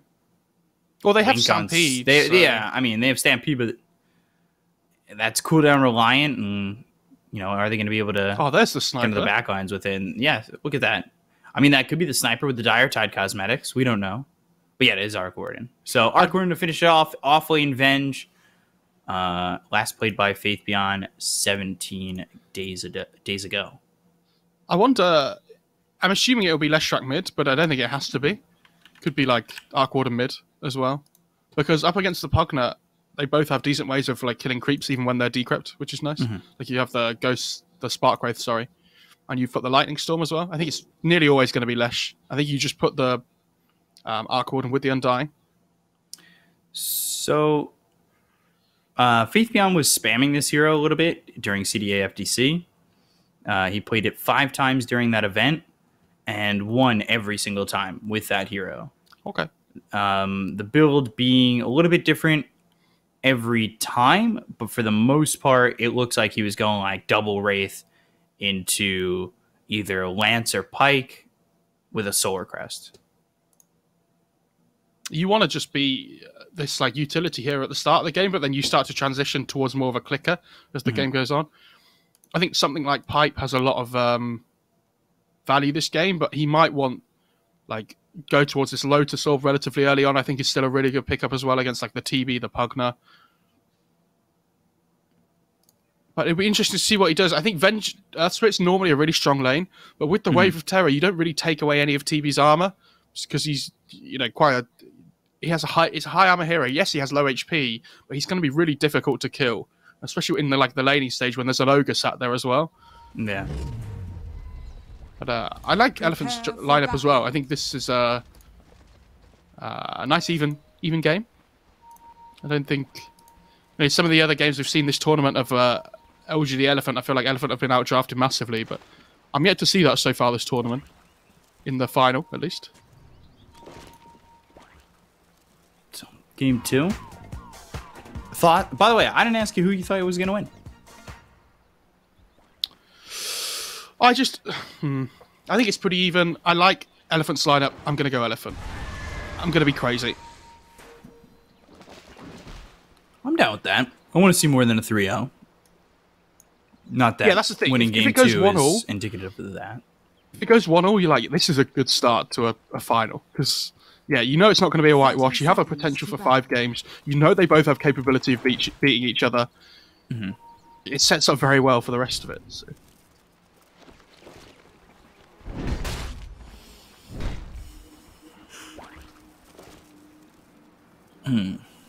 So let's see how these lanes start out. How quickly we get the TBAgs, of course. I love that this Undying's gone boots as well up against the Lina. Because, like, you see, FY doesn't normally go boots on his heroes at the moment, like these ranged pokey heroes. Unless sometimes it's Rubik, but I still think he doesn't then. So, like, this Undying's going to be able to chase the Lina down a lot in the laning stage. Yeah, the 3 different builds for the Undying to start off are this one, Orb of Venom instead, and then the Ring of Protection with, like, 2 branches. I'm pretty sure the Undying, when he walked through mid there, checked the vision of the ward as well. So they know where the Radiant ward is at the moment.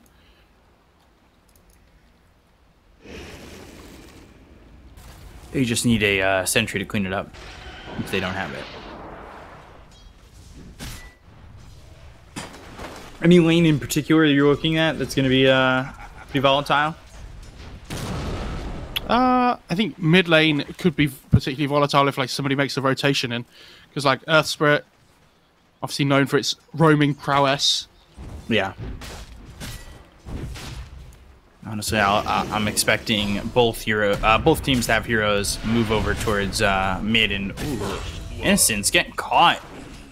Hope stop. Wow. As well as the LSA coming through. The damage isn't too much, but he's just in a little bit too far where he gets caught and too far away from Ame to really help him out. I did not expect that to happen before level 2. I think at level 1, that's pretty unexpected. Oh, the sentry sees the obs as well, but he doesn't quite catch the obs yet. Like it's above where the sentry is that he just put down. It's also blocking that camp. Yeah, now he sees it and he's like, oh. Jinku going down to Eurus. They'll take out this ward. Over bottom, it's Eurus getting that kill, and that first Metamorphosis already used. So, a better start right now for Elephant, although I say that, and they had a good start in the first game with their laning. And that bot lane is really well played by Elephant though, because they hit their level 2s first, and they instantly go for the kill. Like with the Ignite and the Fire Blast. So they went on before Xingqiu had level 2 himself, so they couldn't roll away. Is there a point where, like, one of these lanes has their support kind of... FY? Ooh. Oh, God. Decay with the Soul Rip, just not enough. I was going to say, one of these lanes have the supports kind of migrate away. Kind of like what we saw in the first game with Naga Siren staying there up top, and then the support leaving that lane and leaving Naga to himself. Is there a lane that we see that in here in this game? This game, I think it's different in the... Oh, bot lane, hang on, Eurus. Oh, the good stun from the Ogre. It stops the Venge stun coming through. Xingqiu really wanted it. He's a little bit low. They threw the magic missile at a Red Panda. Gonna get a kill on either hero. It's different this game, where the carry is normally the one to stay in the lane in some of the games we've seen. I think this game, the Arc Warden and the TB are likely the ones that leave to go jungle. With the magic missile, they get a kill there on a Red Panda. Combination looks good, and then Innocent's getting killed at the tier 2 up in the top. I think he just denied. It's fine. Top lane, Arc Warden. You know, say hook shot with the double edge. Bit of damage coming his way. He's gonna have to buy a salve. Yeah. I think it's being brought by the Undying. I think the Undying's gonna use his salve though. Yeah.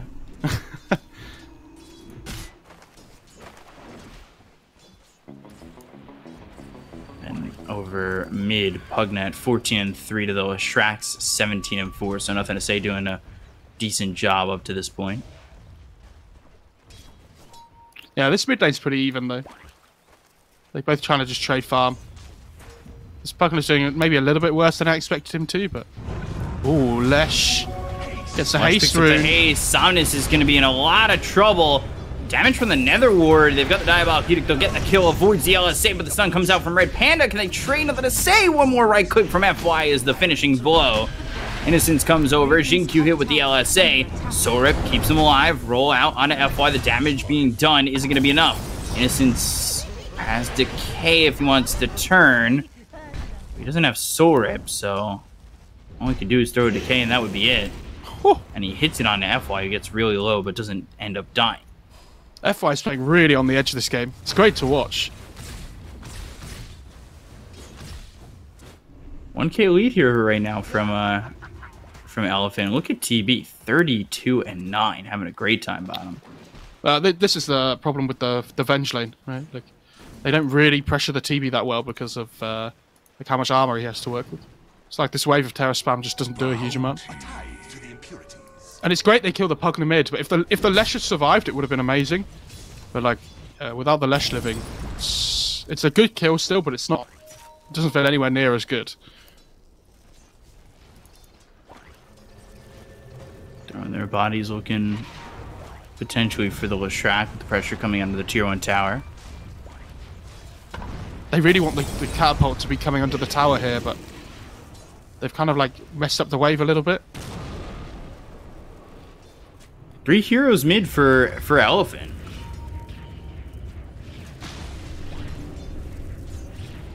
A lot of bodies here as Innocence, he is still level 2. Red Panda's level 4. The 6-minute rune's about to spawn here as well, so it could be a lot of action. This Leshrac doesn't have Edict up for a few seconds. Getting it on this rune is going to be very difficult. And it's an arcane rune.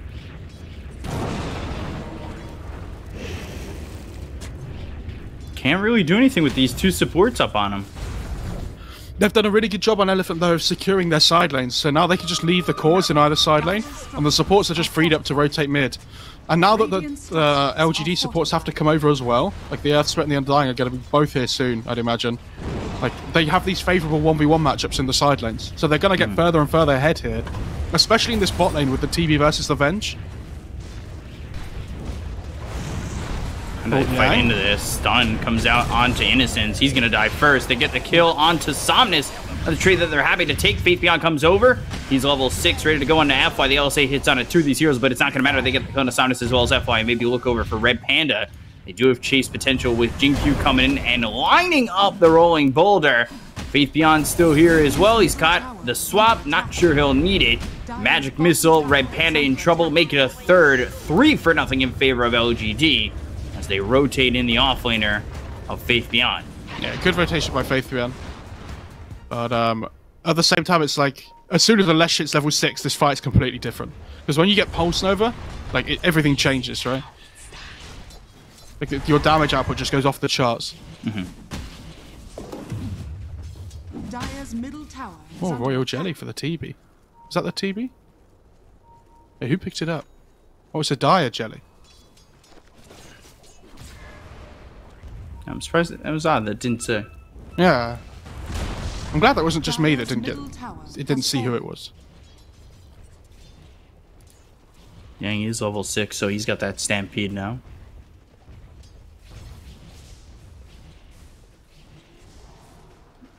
Oh, he's free to farm up here towards top at 66 and 12 for Terrorblade. Oh my god. Radiant Eurus is having a really good game at the moment. Roll You in, see the looking Lesh for right? Yang. And goes to the Stampede, throws the Hoof Stomp. He'll leave.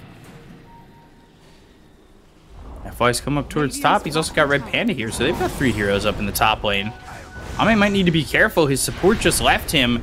Now the LSA hits. He's in a lot of trouble. They don't have the Laguna. Try to TP out. Slow Yang. Oh, the stun. A half second behind. Well, it's like 0.1. I mean, Yeah. that Spark Wraith slow was the real difference maker there.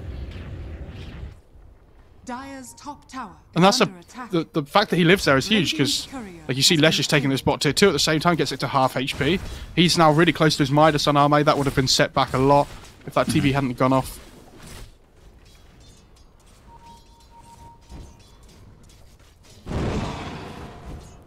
And this Leshrat, considering he got ran at over and over again in the mid lane at the start of the game, is doing really well. Yeah. He's Radiant structures are ahead of the Pugna. Ooh, Jingqiu getting caught. Hoof Stomp, Life Drain on him. Somnus will suck the life right out of his soul. Dire's top tower. We'll get the is tier 1 under tower top. But nothing to say he's pressuring bottom. Dire's See how top far he's tower willing to has push. Not a fallen. lot of mana. Not really a lot of health either. I think he might consider going BOTs first here instead of Yules, potentially? I don't know, maybe not. Oh, he's got the Faded Brooch. That feels so good when you get that on Lesh. It's like the best item you can get at the start of the game. I don't know, this TB's still doing really well though. He has his Yasha already. It's like pre-10 minutes into the game. And like, if you compare FY's net worth to the Earth Spirits at the moment, They might catch Somnus again, though. Dire's structures Swap, are Hoof Stomp. And Somnus is going to die here. under attack. They get the kill onto one. They'll look for more. Red Panda as well as Yang trying to get away, but the roll all the way across. The Boulder Smash hits onto the Ogre. Applying the Magnetize. Here comes FY, only level 5. Decay onto 3. They've got the damage coming in onto Jingqiu.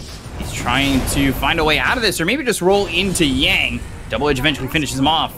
And now they'll look over at the rest. They've got the Laguna Blade used to get the kill on a Faith Beyond. They'll end up losing Yang as well as FY. 3 heroes down to the side of Elephant for 2 on LGD. Take out the offlaner and the 4 for the 2, 3, and 4. I mean, honestly, that's a great fight though for LGD.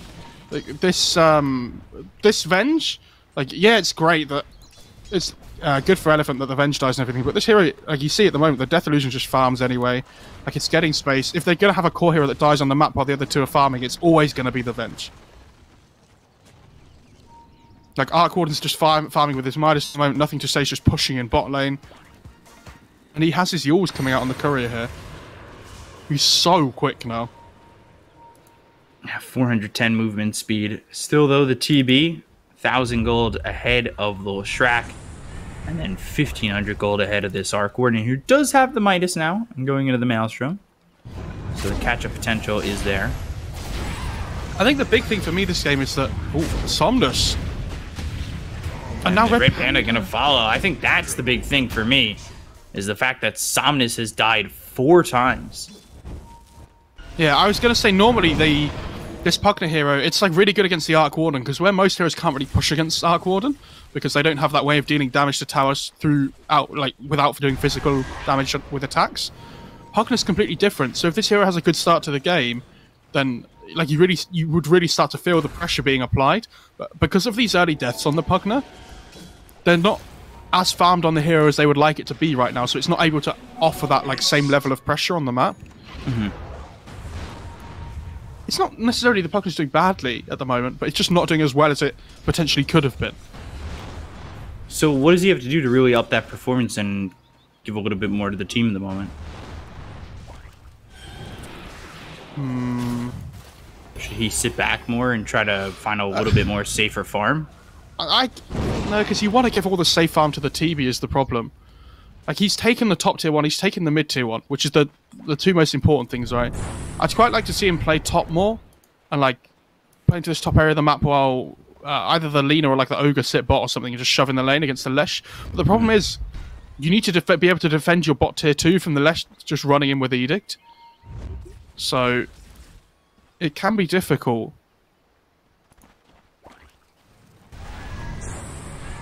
I can see them potentially going Roche soon as well on LGD. Eurus moving forward. Now they've got the Yules. Can they find the stun? LSA comes in.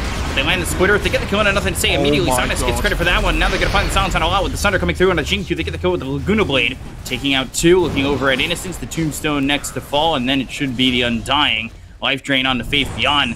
Very good fight for Elephant. Can they cap it off with the +1? LSA lands, and they should do so. FY with the double kill. 4 heroes gone to the side of LGD. And a very quick kill onto the Leshrac is what started that off. That Leshrac was like, oh my god, this is going to be a great fight, to, oh my god, this is an awful fight. And in the space of about a quarter of a second, like, he gets the Yules up onto the TB, and he's like, oh, this is good, we can really set up for a kill here. At the same time, the LSA comes through from Lina, and then that huge burst damage comes through all at once. Lesh just dies. It's like the Nether Ward damage, all the raw magic damage they have as well. Well, I have the Maelstrom on the Arc Warden, but I don't know if that's going to be enough.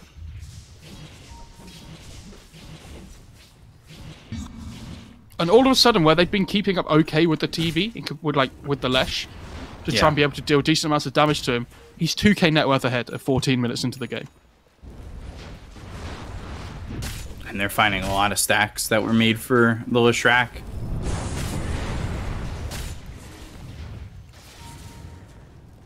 So all of a sudden, it's a 4k lead for the side of Elephant. This is really tough for them, and giving away a little bit more gold with that Tempest double. Dire's top tower is under attack. They really want this mid tier 1 Radiant structures are fortified. on LGD. And it looks like they're going to get it.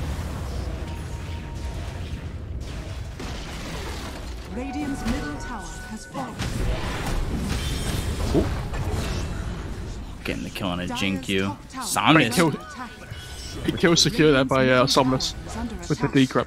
He's like, no, you're not right-clicking him. This is mine. It's about to have the Blink Dagger. Yeah, this He's also level 12, recovered pretty well. for sure. And I think this level 12 on the Puckner is a big upgrade as well. Having the level 2 life drain. It's like a really good increase in damage, like another 50%. So, especially up against these like not particularly tanky heroes on the Dire side. I love that Venture's gone pipe as well. Do you remember before you said he was going like pipe, Dragon Solar Lance, Crests and Manta, whatnot? Solar Yeah. Crests. Yeah. I think the magic damage, like being able to offset some of that damage, is really important. Dire are scanning. Come up towards top. Radiant are scanning. Illusion.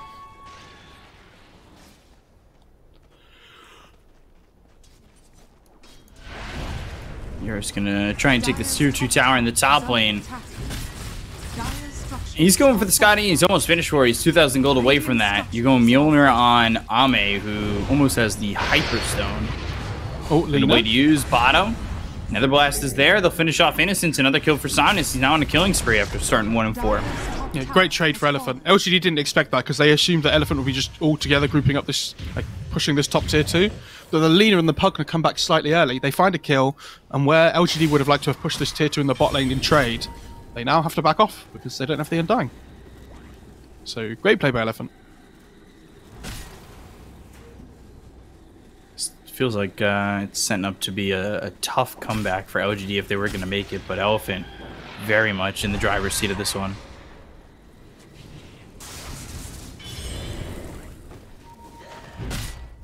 TB's just so farmed up to this point.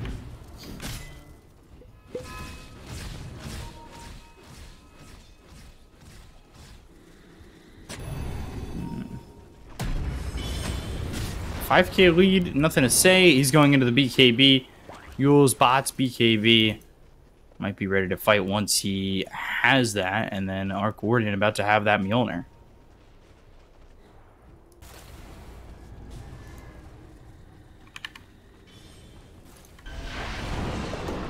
Yeah, the Mjolnir's...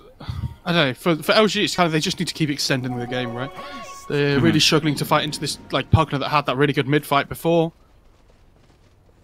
Very mobile, very difficult to deal with. And it's different from the Leshes that we've normally seen from LGD, where they start running at towers at, like, the 5-minute mark, right? Yeah, like that 7-minute tier 1 tower into the 10-minute tier 1 tower over in the middle lane or something like that. Yeah, and you can see how much emphasis they're putting on trying to negate this magic damage, though, of Elephant. It's like the Pugna, the Lina, the Ogre, even the Centaur as well. They're going Pipe on the Venge, they're going BKB second item on the Lesh, which is something we haven't seen a huge amount of this tournament.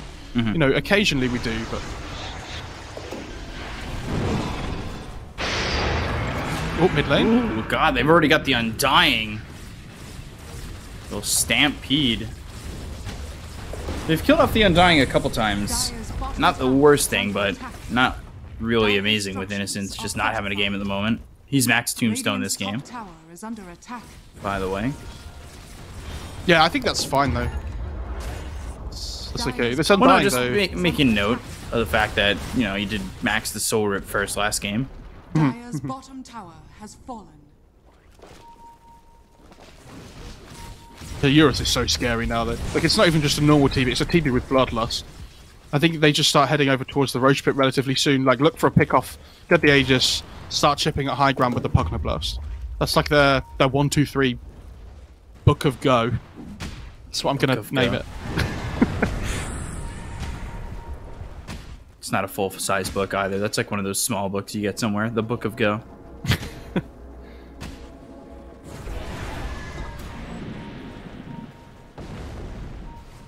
Ame going Boots of Travel after finishing off this Mjolnir. Yeah, just keep splitting the map up. Don't look to fight into them right now. You don't really deal with them very well. Keep farming. You know, hold the high ground with the Arc Warden as much as you can. I think even if they go Roche on Radiant side, I mean, Dire can come over and try and contest with like Tombstone and Lesh and everything, but it's not easy. What have we here? Oh, that was cute by Jinkyu. Yeah. Did you see that? It's like a quick in and kick on the Yang. He precast the kick so that as soon as the Centaur blinked in, he just kicked him away straight away. That was cool. Guardian Greaves being built for the Undying. He's not really finding a lot of farm, though, to get this done. They've got the BKB on the Lestrak, so the question is this the swing item that helps LGD back into the game? Because things are starting to get really out of control, and Elephant are playing very well up to this point. 21 minutes in, and they've headed over to Roche. Look how farmed FY is in comparison to Jinkyu. He's so, like double his net worth, effectively. Yeah. That's where a lot of the advantage comes from at the moment between the teams, in the like the overall net worth advantage.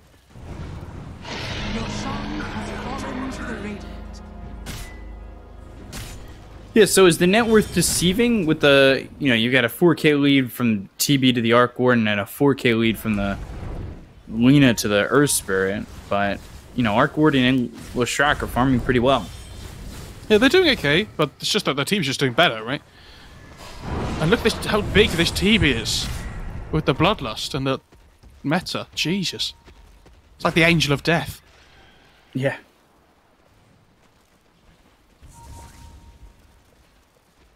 Could put the lamb's blood around your door, try to make sure that the Angel of Death doesn't get you. Found Somnus. They'll have the stun. They've got the roll in. They get a quick kill onto the Pugna. 3x3 going the way of Jinkyu. Somnus didn't get the memo. I mean, the rest of Elephant are just playing down towards this bottom side of the map at the moment. Stuck around a little bit too long. It happens, but that kind of slows down the timing of that they can use this Aegis, right? But for the next 30 seconds, they can't really do a huge amount, so LGD can look to try and smoke up, potentially make something happen, or just deal with their lanes. It's something to note, just because you were talking about it. What they want to do is kind of slow siege a little bit on these towers with the Nether Blast. What does Terrorblade have coming out on the courier? Ooh. Oh. This BKB Skadi makes Lesh's game absolutely horrible. He does not want... Like, Skadi as TV against this range core feels horrible for Lesh. Like, DP and Lesh, I think, are the two heroes that suffer the most from it, because they require on their mobility a little bit more than, like, other range heroes. But also, the BKB means he's not going to be able to get his damage out on the Lesh. So it's kind of like... Oh, I just need to kind of, like, kite out the BKB duration at this point. They're going to try and make a move, and look at the stun. They've got the Laguna Blade. Even with the swap, they're going to go in under nothing to say. Can they get the kill? He pops the BKB. He's trying to maybe run from this one, but the damage coming out from Eurus. They get the kill under nothing to say. They'll look towards the rest. And the Orc Warden's Tempest Double is taken out. They've got the Life Drain to save Yang. Without the Leshrac, this is a little bit difficult. And not only that, but he already used the BKB. Rules LSA landing onto the Venge, and they'll have yet another. They also killed off Innocence. Looks like they might just finish the game right here. Yeah, great initiation by Yang, though, onto the Leshrac. And like we said, as soon as the Skadi slow starts to apply to the Lesh, he can't get out anymore. Like, that's him just done for. He uses the Yules to try and, like, slow everything down a bit. But this is going to be 2 sets of racks. It's just so cleanly. Really well played by Elephant. And the TB's just going to town. Yeah.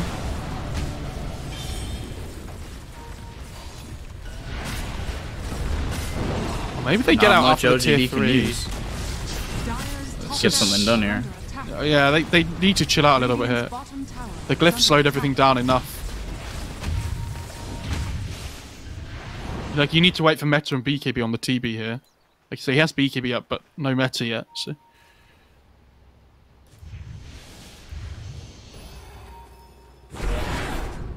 So very quickly, a 12k lead for Elephant.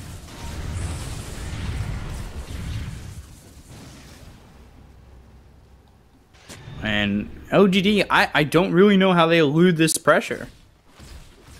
Or alleviate this pressure. Alleviate. It's all the same. Mid lane. Yang here with the magic missile. Very tanky though. We'll see if they're able to get the kill. They've got the magnetize and now the damage with the Pulse Nova going. Ame gets that one and they're looking to reach even further.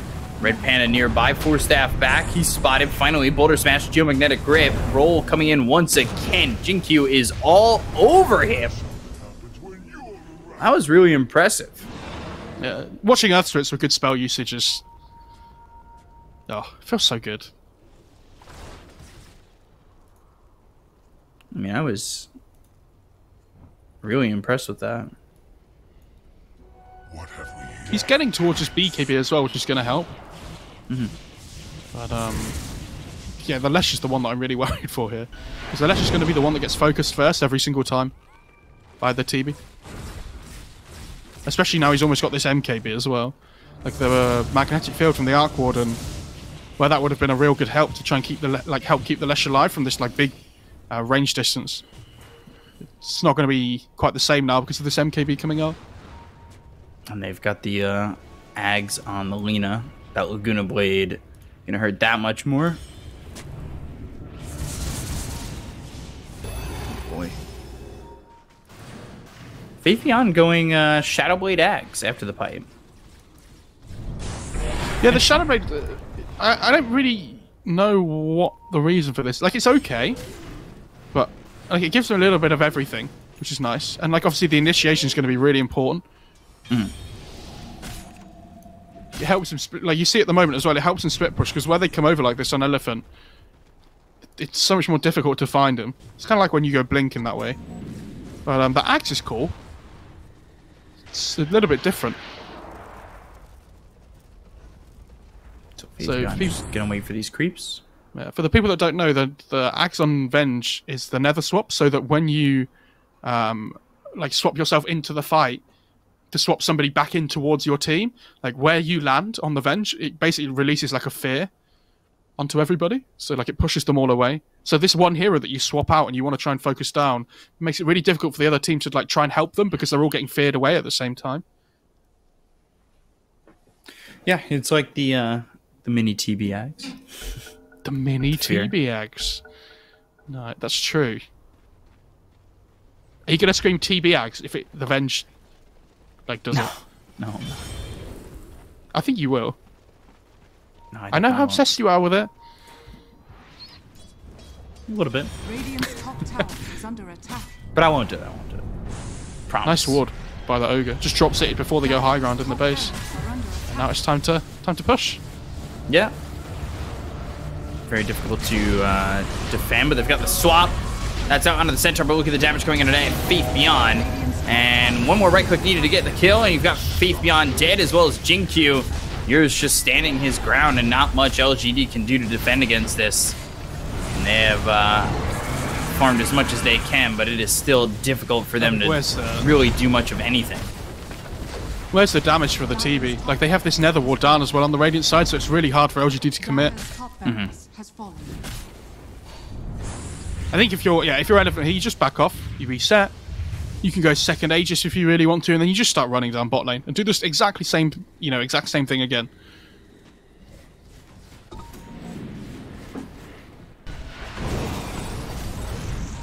I mean, the Venge did the right thing as well. Like, the Centaur's the hero that you have to try and find first, especially before the Axe comes up, because if you don't go on the Centaur, he's just going to press Stampede and then they run away anyway. Like, you can't swap the TB in, for example. It just wouldn't work. Well, why wouldn't that work? Because then the Centaur just presses Stampede, and the TB presses BKB, and then TB just runs away. And then your Venge just dies for no reason.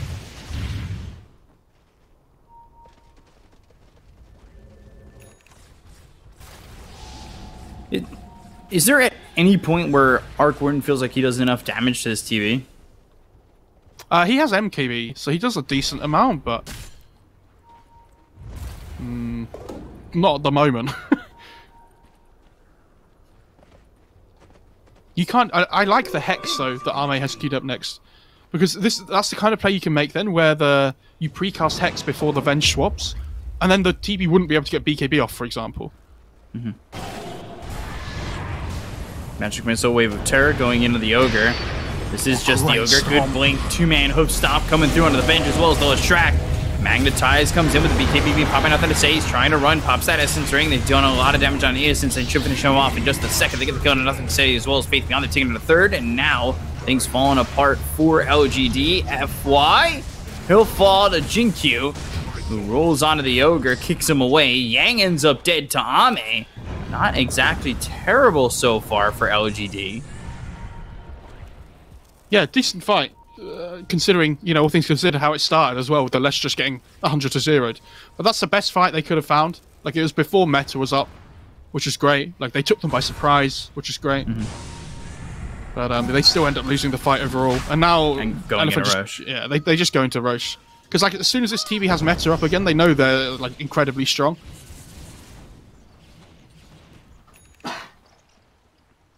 So you can't blame LGD for taking that fight, and the best thing for them is the Arc Warden didn't die either. So Arme's getting really close to that Hex now, and it could actually be a big difference maker. I think there's a Satanic coming out for the TB. Oh god. He has so much farm at the moment. You just swap the treads out here for the Satanic, I think, when you go high ground, and you just go to town.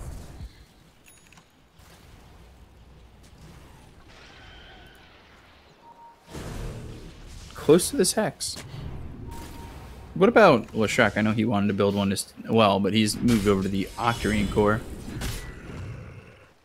Yeah, I mean, as the TB BKB gets lower and lower, the fights get slightly easier for LGD, but again, like, this TB is still just absolutely destroying the Lesh every fight at the moment. Yeah, and his BKB is 10 seconds, so...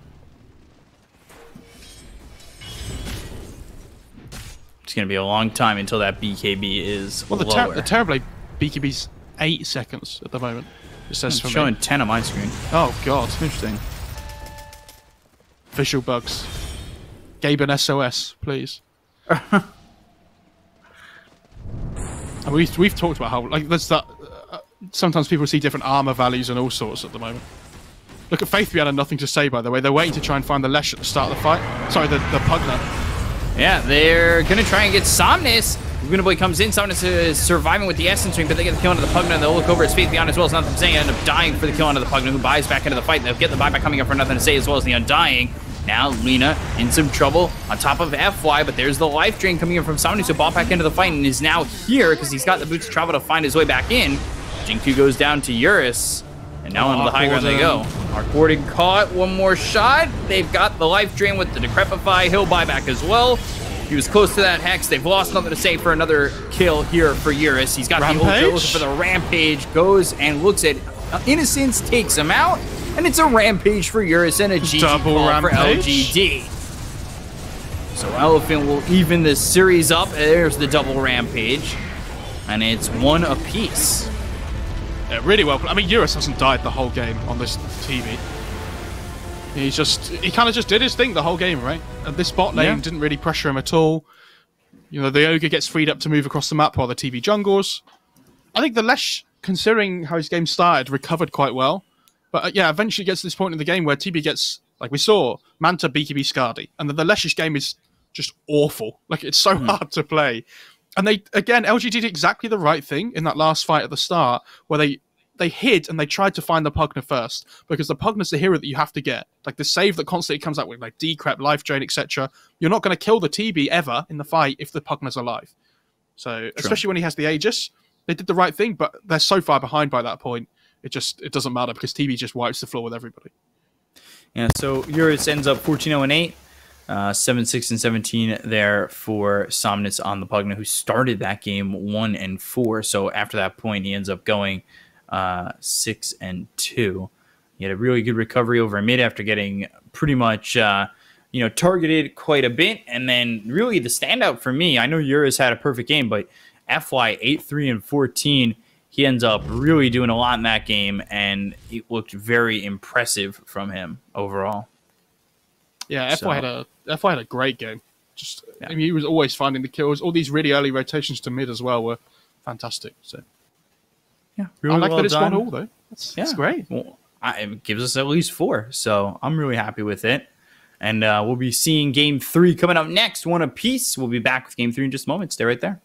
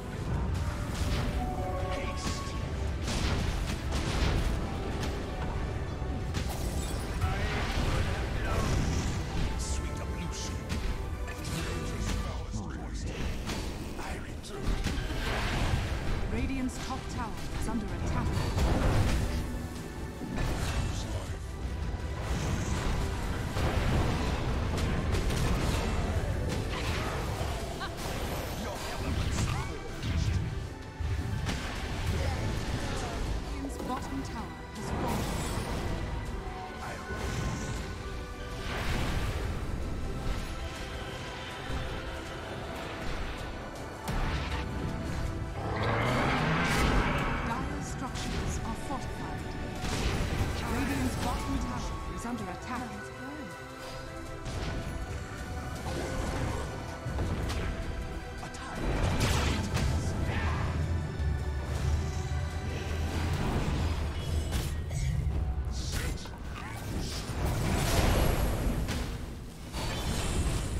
Dire's current has been killed. Radiant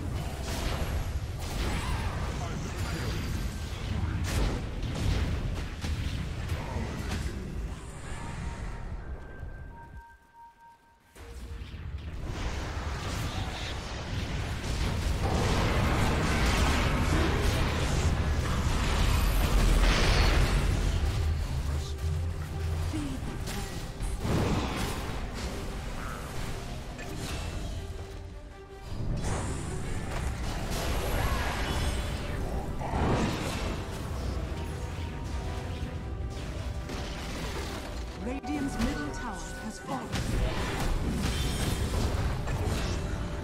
Radiant structures are fortified.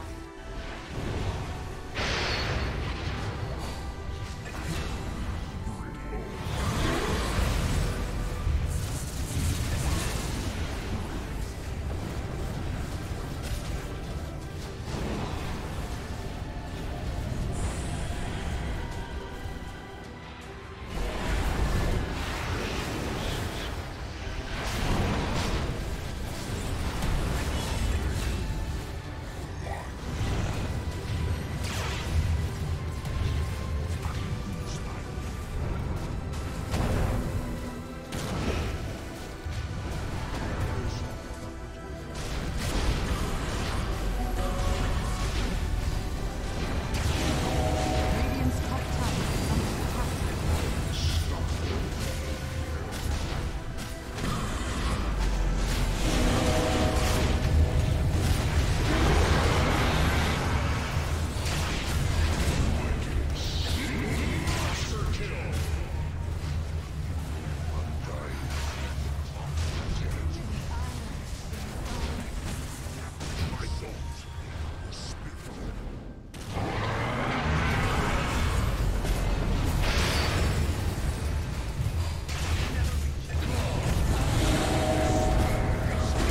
Radiant structures are fortified.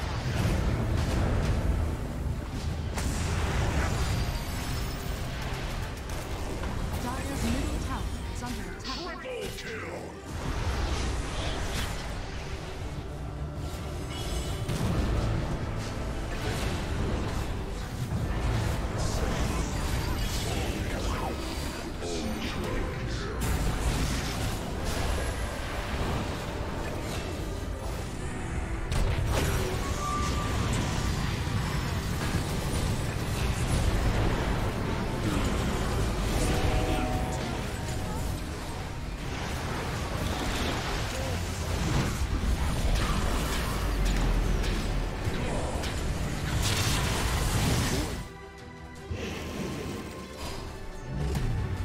All right, welcome back to the OGA Dota Pit Season 4 Grand Final between LGD and Elephant. We're even here at 1 and getting ready for game number 3. So, LGD take a long-winded game number 1, and then Elephant come back with a much quicker-paced game number 2. So, we'll see what we get in game number 3. Will the techies stay banned? That's the question. My prediction for you was that I think we're going to see a much earlier Sven pick this time, I'd imagine. I think that hero is going to make an appearance here for the first time in the series, which is also, going to be a little bit interesting after we've seen such a huge amount of it this tournament. So they have banned the Wisp, the Techies, the Mars, and the Slardar. And yeah, so Techies making it to a second phase, or not making it to a second phase once again for a second game in a row. And LGD go to the Lina, and then the Undying Clockwork Rubik for Elephant. So we get to see that FY Rubik. Now let's see if we get the Sven. You said it was going to be a much earlier Sven. We have not seen it yet, but we'll see if it gets banned in the second phase. Yeah, if it gets banned in the second phase, it's still earlier than it was before, though. So getting earlier and earlier every game. It wasn't even banned in the first game. So LGD the big thing difference is this game, they have first pick, obviously. So they get the Lina, right? This Clockwork throws a nice problem in, almost. Like, it changes everything up a little bit, right? It means LGD still get the Undying, though, which I think they'll be very happy with. Obviously, they've picked every game so far this series. But I think FY Rubik, we've seen this time and time again. He's incredibly good at it. But Clockwork Rubik, Team ban. decent support duo, I think. PSG.LGD's turn. Yeah, I like it. Ban. Wouldn't be surprised to see it in with like Centaur again for Yang. That classic lane of Rubik Centaur. I think the Drow is going to be a really big pick for either of these teams now, though, if it doesn't get banned out. I imagine it will, but if it gets let through, it's going to have such a high priority coming into the second phase. LGD's turn to ban. Storm ban. Oh. That kind of makes you think, oh, is Zeus like something they're thinking about, right? On LGD, like these heroes that are really difficult to get onto in the backlines. 10 seconds remaining. Oh, you brought up that sniper in a previous draft, and I was just like, I kind of want to see that. I'd be really surprised if we saw that here at the moment. It feels really hard to play, not to play, but to win with. The two that really do it are Nothing to Say and XM. Yeah. Radiant team pick. There's the Drow ban. I think Zeus and Sven are the two that still stand out to me here as like being high priority investments. Because both teams have probably got their support duo at the moment. Like, it could be LGD could play the Lina mid, of course. But... Ooh, okay. Brewmaster is one of the Yang specialties. Although we've seen this Brewmaster fall super flat recently too. I don't mind this though. I think I like seeing these heroes that only one team plays, like at least regularly. They're always fun to watch because it's different to every other game that we see in the tournament. Yeah, Brewmaster are pretty good. They have the Undying to deal with it in the lane, but when you pop Drunken Brawler, it's really difficult to get the rest of that damage that comes through to like finish the hero off. So it's really difficult to ever kill the Brewmaster at the moment. Like, he does okay against Undying, you can hit him back. Ooh. So that Earthshaker could be Jinku's and they could throw the Lina mid, or it could be Faith Beyond's Earthshaker, throw the Lina in the 4.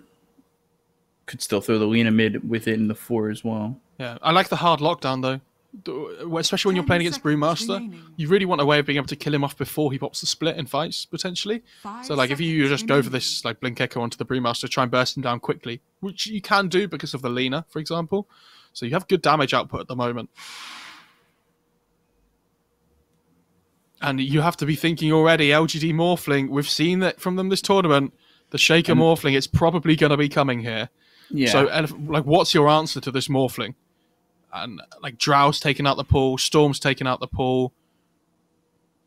And they play it fast. They play that Morphling very fast. I don't think it's about it being fast. I think it's about it hitting a timing in the game where it becomes incredibly strong. Like we saw when it got Manta the first time before, it fought for a little while. And then there was that time where it was like halfway to Axe and it was like, I'm just going to ignore everybody for a little while, finish my Axe, and then we go again and we fight. So LGD are very good at doing that, about hitting their like item timings on heroes and making sure they play around them well. And Elephant knows what's coming here, like, or at least has high potential of coming. So they need to really like plan ahead with how they want to play the rest of this draft.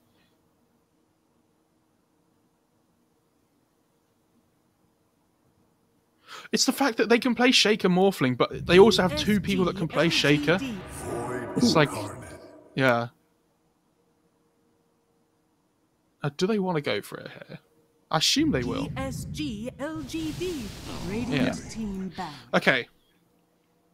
So coming into the last pick of the draft as well for LGD, they can flex between, like you were saying before, the Lina and the Shaker, they can move them around. So they can pick any position except 1 and 5, really. They can pick 2, 3, or 4. Well, and Elephant need their like big win condition hero as well, which when you're coming into the last pick and LGD still have 2 bans to take out heroes that are good against Morphling, they'll be really happy with that. 5 seconds remaining. Do you really think they can go to like a mid Morphling and a safe lane? You know, a safe lane pick for LGD? It's not No. What I'm saying is they can't pick their 1 or their 5. Because I think they'll put the Morphling 1. They can put the Morphling mid if they want, but I still think it would be Arme playing it. And they'd give nothing to say like a tempo hero. The only reason they would do that is for like lane matchups, I think. Right. But like Morph Undying's a decent lane. Because where this Morph doesn't have a great laning stage, the Undying just babysits him really well. And Brewmaster Rubik don't really do anything to the Morphling, and like, especially when he hits level 3. 5 seconds remaining. I love that puck ban. I think that would have been really good. Because that could have been like a Faith Bian hero as well, potentially. And it makes Void Spirit's game really difficult. Ban the Anti-Mage, puck. Couple of jump heroes from LGD in the Storm and the Anti-Mage. I wonder what they're going to go for. Would Zeus still fit the bill here? For LGD? Yeah. It's okay. They have gap close though because of the Void Spirit, so maybe it goes down in value. I like the Spectre ban. Like something like TB, for instance, they don't really care because Morphling has a good matchup against him. Like you can go E-Blade if you really want. Obviously, you have the Morph to be able to turn into the TB before you get Ags. I don't know, I think there's like such a small pool of heroes that they can pick on Elephant that do okay here. PSG.LGD's turn. It's a good DP ban as well. I mean, these two teams know each other so well. Like they've played with each other before. They know each other very well. Like they've played against each other a lot.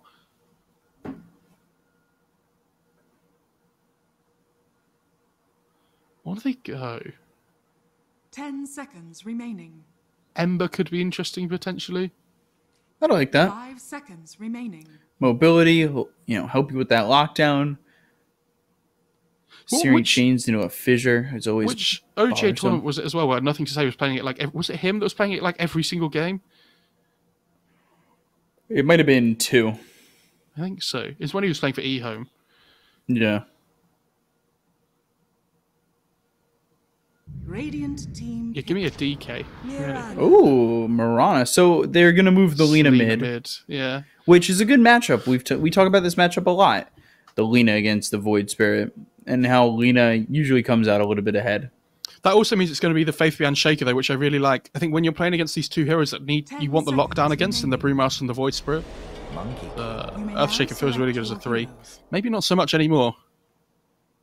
They might consider putting the Mirana mid now and putting the Lina as the 3 against the Monkey King. And putting the Shaker as the 4, I think, potentially.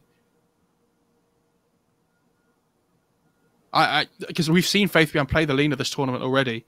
They're probably talking about what they want to do, because this Earthshaker core against the Monkey King doesn't feel fun to play, like, at all. Especially when you're against Clockwork, and they just have chase potential to get on top of you. They're going to do it anyway. Fair enough.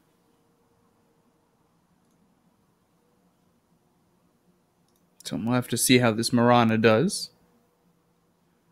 We've seen 10 seconds remaining. Some decent Mirana performances. Kaka, one of those guys who plays Mirana 5 seconds remaining. At the top tier that I think of. I much prefer OGD's draft this game. I think Elephant should do okay early on, but then it's going to hit the timings in the games with like Shaker Blink's going to be a big moment. The Morphling Axe is going to be a huge moment. I think as the game goes further and further on, this Morphling becomes the king, like by quite a distance to me. I'd like to be proven wrong.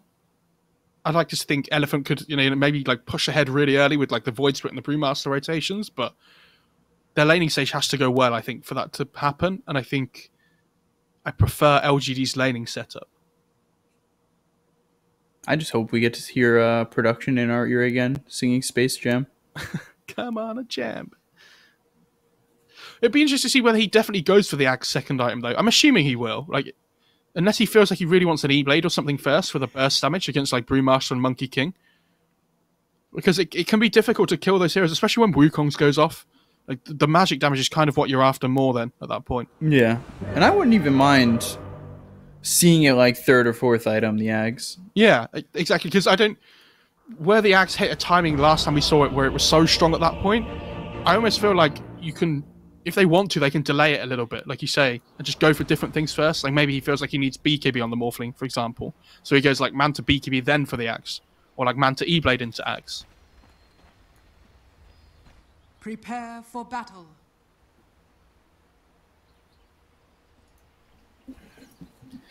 So let's get into game number 3-1 apiece here. I like that. Nobody's looking for game, set, or match. Or end match, I would say.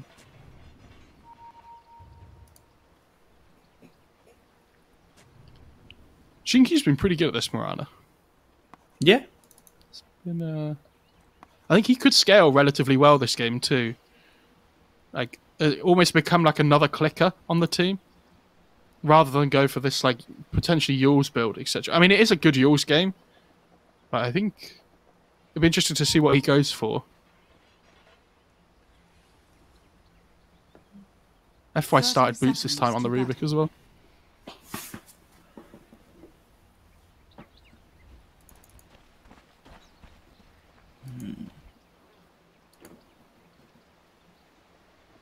So let's see how these lanes are going to end up going.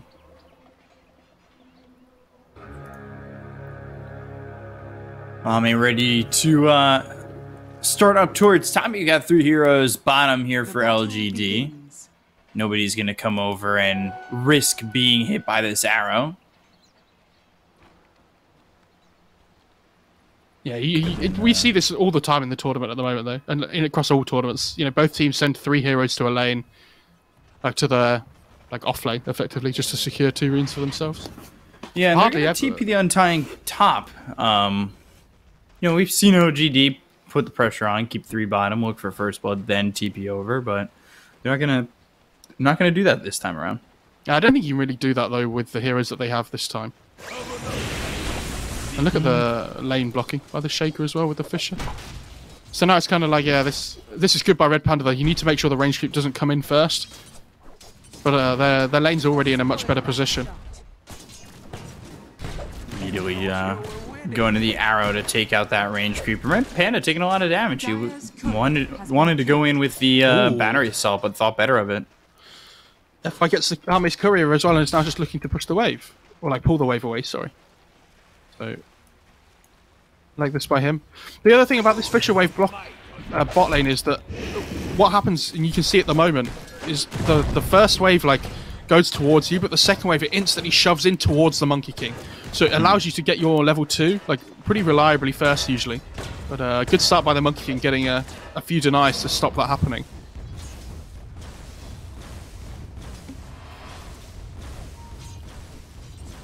So here's what's interesting. Jinq taking priority in farm.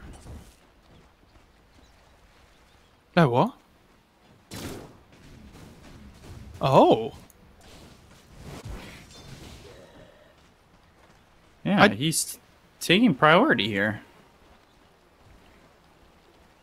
But this is what we were saying about it being a really hard Shaker core game against this Monkey King. Yeah. But maybe this is what they... You know when before they picked their heroes and we were talking about maybe they put Lina offlane, etc. So this must be what they came up with in that time, that instead of putting the Lina in the offlane, they put the different ranged core in the Mirana in the offlane. And this is like TI8 all over again. When Jinky was playing for... Was it... Oh, who was it before? What was the team name? Serenity? Serenity, yeah. Didn't he used to play offlane Mirana a lot in that, like, incantation? Yeah. So it is something that he's used to. Look at this mid lane CS though, for nothing to say. This is why they wanted the Lina mid. It's crushing right now. Talk about a great team to watch. Oh, they were so fun. GGG, Jinq, ZYD. But it's interesting that this is what they've done, because we haven't seen LGD do this before with the Shaker. When Faithbjorn plays it, they've always put it as the 3. He's never... I don't think I've ever seen him play it as a 4 before. But one of the things we've said about LGD is they have that massive flex value between Faithbjorn and Jinq. So they might as well use it. Dire's courier has been killed. I think this is one of the first games that we've really seen that swap, though, as First Blood goes the way of nothing to say. But the Fissure coming out from Faith Beyond, he's the one who's rotating. That's really bad, because now he misses out on all this XP in the mid lane that nobody else can get. The Lina's going to get level 6 first. And Rubik's so gonna try and get it, but yeah, he comes in like they miss a couple of creeps, but at least he gets some. I know this is. Now look at the laning stage and CS across the board in general. This is going really well for LGD. I mean, between the two of us, I don't think I've ever seen Jin play the 3 for them for OGD. No, neither have I. And now it makes sense why he had double Wraithband queued up before as well, because I was making the point that he could turn into a clicking hero this game, which is true, but his item build gave it away. Also, when was the last time Faith Beyond participated and was playing in a 4 role? Yeah, I just don't know. They might need to go on Eurus here as well. Yeah, Just good mischief. Good mischief Ooh, dodges the Eurus. Still taking a lot of damage, though. arrow. Yeah, he managed to get the mischief in time just before the arrow hit. So, like, he got stunned still, but he dodged the damage. And it is only, like, 60 damage or something, but it makes the difference. Dire are scanning. What is this Can I- clockwork doing? Can I Can you- sort Faith Beyond's games by position?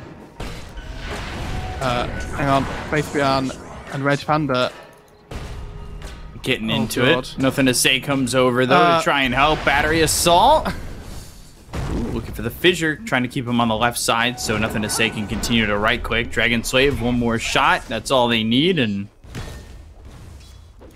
who popped the salve there? Was that Red Panda? Yeah, it was. Honestly, not even that bad because the Void Spirit gets to catch up mid for a little bit. So where he was really like quite far behind before, the Lena's now like given like effectively some CS over to the Void Spirit for free. Not for free, but you know. Dire's Oh, Lena. are fortified. Fissure out, and now LSA thrown. Somnus getting locked up a lot. Red Panda's in with Battery Assault. They're trying to do as much damage as they can. Nothing to say, but there's the LSA. Red Panda gonna drop to Innocence. Oh, I love how LGD have 3 heroes mid. I love how aggressively the supports play in this this matchup between these teams as well. Every single game I think so far we've seen these heroes at like the 5-6 minute mark. They're just playing mid all the time. I'm just worried for Elephant that this Morphling's having an absolutely free game right now, and I don't see that changing anytime soon. I really don't know how you get on top of this guy. And this Murata build is so good against the Monkey King. Like he goes for these like raw stats and raw right click items, so he can just like punch the Monkey King in lane whenever he gets given the opportunity. Just do as much damage as possible. Tread's picked up for both the Morphling and the Monkey King. Lena sitting here level 6 has Laguna available, just doesn't have the mana. Now Ame up top. We've used the Primal Split. They'll bring over Faith Beyond. Ame should be safe. Don't really know how they expect to chase it. Yang's going to end up coming back to form under the tower. Oh. Dire's middle tower But like, is the under thing is now Ame just goes full agi and goes back to some strength again, and he's absolutely fine.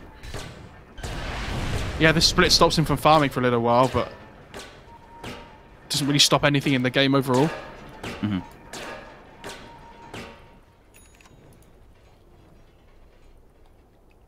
Look at that. Coming in. Somnus as well as Red Panda just trying to find something in the triangle, but they don't find anybody. This could potentially be a more points in Soul Rip game for Innocence, I think, but the Tombstone's really good as well. I just think the burst damage with the Lena would be make a lot of sense. Astral Step, Boundless Strike going in on Shinkyu. Can't get the kill though. They bring 3 heroes down here to try and make it happen, and they come up empty-handed. Yeah, but at the same time, like at least FY is managing to take the XP mid. So while the Void Spirit's making this rotation away, like somebody was getting mid at the same time. But again, like Ame's just untouchable right now.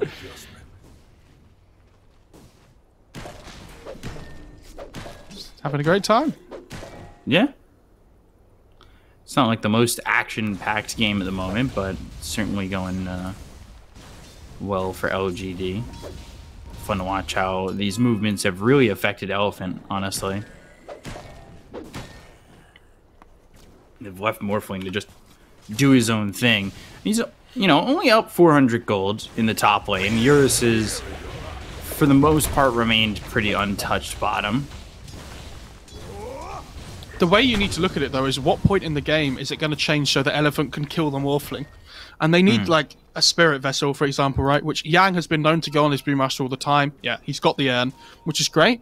But they need, like, the instant lift disable on the Rubik. They need a hook shot on the Clockwork, you'd argue, as well. Fish on a Red Panda. Puts out the Battery Assault. Not going to do anything. He's only sitting level 4. Innocence, though, I say that, and Innocence is only level 3. And it's about to come up to the 10-minute mark. Denies the Tombstone Telekinesis on Innocence. Q feints the arrow. Thought about it if anybody was to go on the Undying. It felt like he was baiting himself anyway.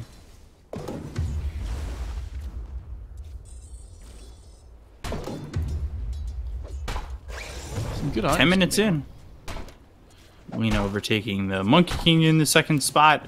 For a split second, you've got Morphling continuing to farm up, and he's going into the Manta. Do you think it would be like Manta E-Blade? Yeah, Manta first was always going to be the big one. But then I still think it will probably be Ag second, just because the Shaker's on his team. But I would be interested to see if he does something different this game specifically. Like, it's a good BKB game, for example, right? Up against, like, Rubik, Void Spirit, Brewmaster. Yeah. He's going to get forced to split. Wow. That's unfortunate. And he's not getting anything done with this. Can't kill Ame, that's for sure. He's just going to throw him up in the air with the tornado, I'd imagine. Turns into the Brewmaster, Astral Step. Trying to go into the Morphling. They're going to bring over Faith Beyond on the Earthshaker, but ready on under the TP with the Battery Assault. Monkey King comes in, Fissure Throne, that hits the MK. GQ not a lot of mana to work with here. And Arrow's on cooldown for the moment. Primal Spring looks over at Faith Beyond, and they get the kill onto the Earthshaker. And they find anything in return. Starstorm used, gets the kill on a Yang. Where's the Now Lina? stolen Starstorm. Ame getting chased. He's in trouble. Morphing as much as he can. He's got the waveform. Gets some distance. Here comes Eurus. Primal Spring. That's going to land. Nobody's coming over to help Ame. After Jin-Q and Faith Beyond, they're the ones who TP top, and no Lina, no Undying in sight. Oh, this is so worth it for LGD across the board, though. Like, so I was wondering why Lina wasn't TPing top. She didn't have TP, so I don't know whether she just TP'd mid or something to push out the wave. But they get the catapult. Elephant bring up 5 heroes up top, and they still trade evenly in kills. Like, they're gonna get this top tier 1, which is great. But if you look at the net worths now, yes, Ame died, but like, the Lina has now managed to catch up because she's had, like, this absolute space in the mid lane. Like, they get the tier 1. Undying's managed to get a little bit of farm in bot lane as well. He didn't have a TP either.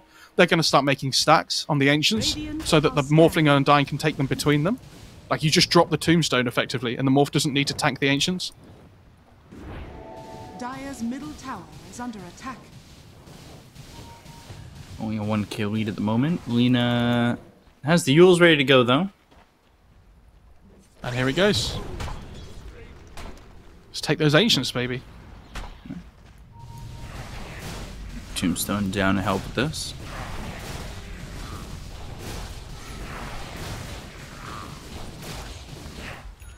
It's that level 10. Meanwhile, Monkey King, just about the same experience. Going Battle Fury first item. Is it going to be Battle Fury Ags, you think, for yours?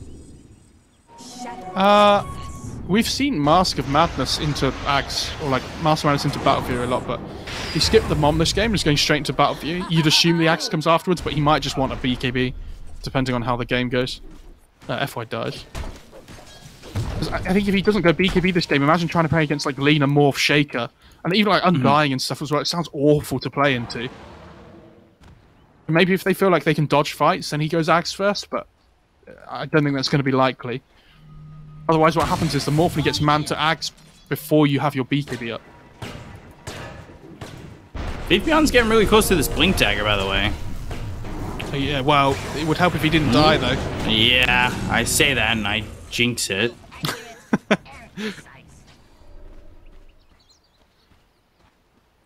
Oh, I love that. Even as a core, Xinqiu's building Yules. It's such a good game for it. Like when you play against these really maneuverable and difficult to catch heroes like Brew, Void Spirit, Monkey King, you can just use the yours to set up for arrow. And where the Void Spirit would normally be really mobile with like the Dissimulate, the Astral Step, whatever, it's impossible for him to play it the same way.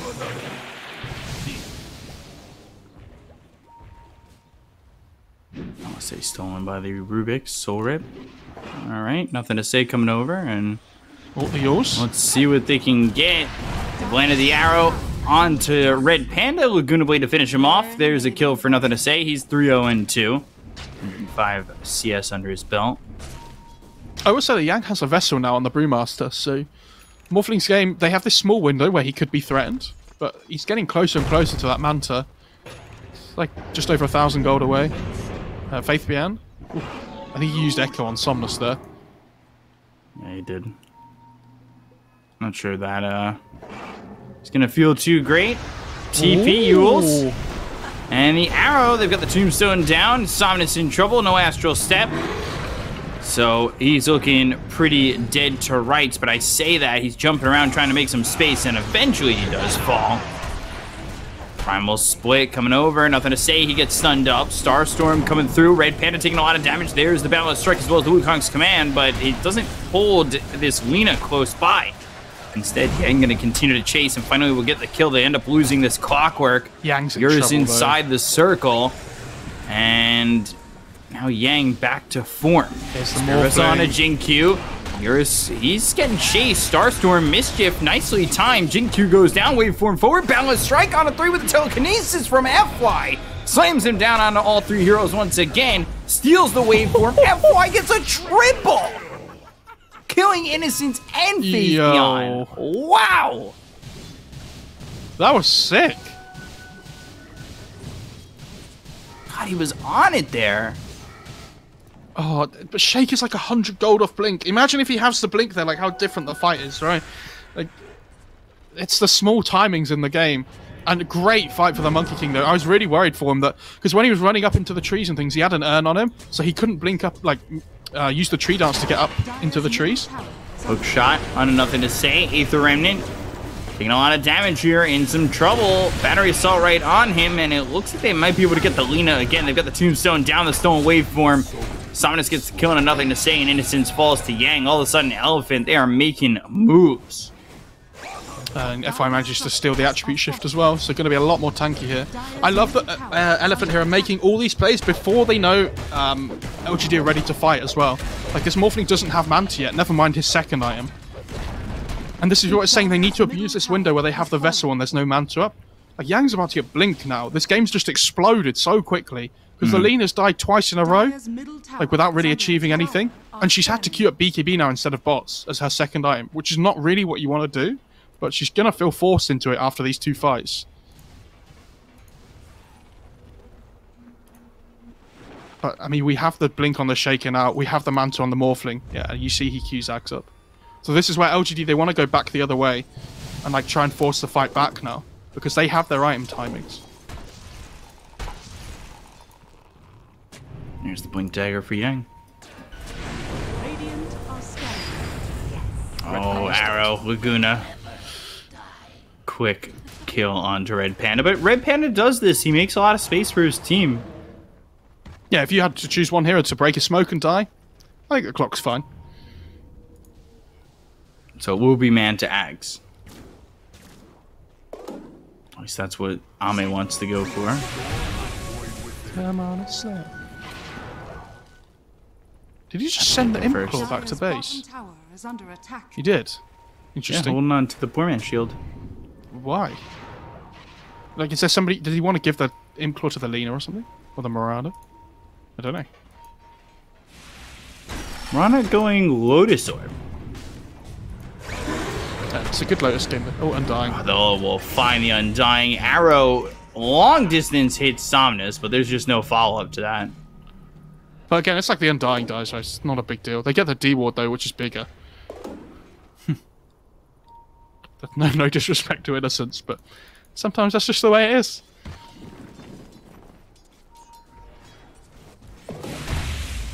Oh, that's a good item. He still doesn't want it. Skip will feel great. Sends it back still. Or not. Still wants Stick the with the PMS. poor man's shield. Dire's Fair enough. middle tower is under attack. Yeah, obviously, agility's really good, but... Yeah, okay.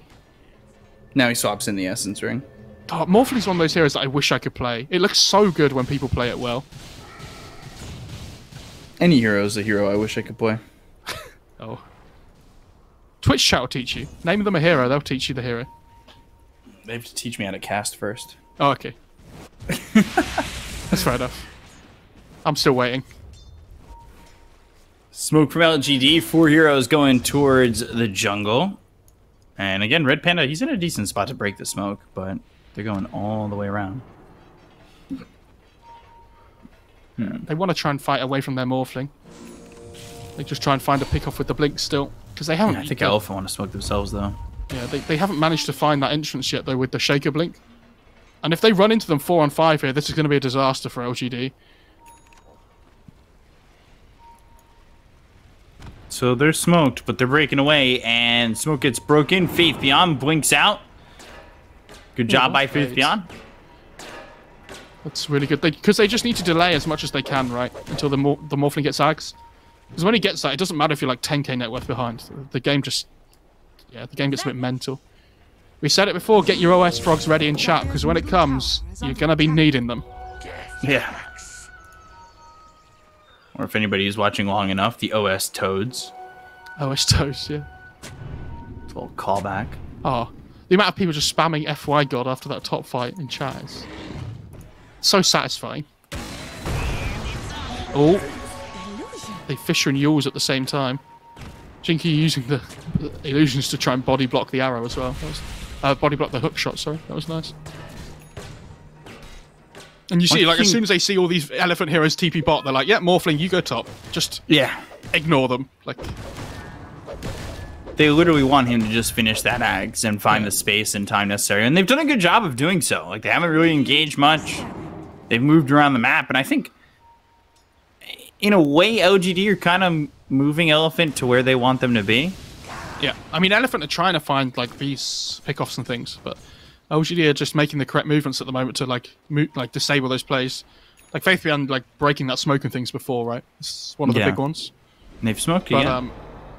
yeah, they want to force the fight, especially because they have the Ags on the Void Spirit now.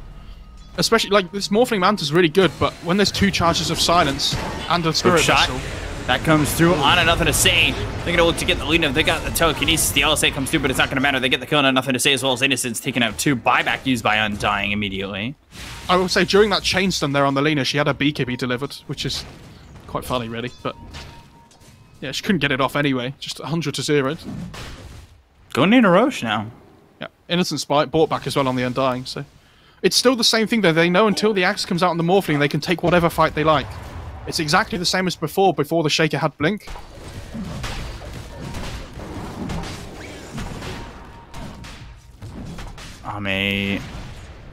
Close.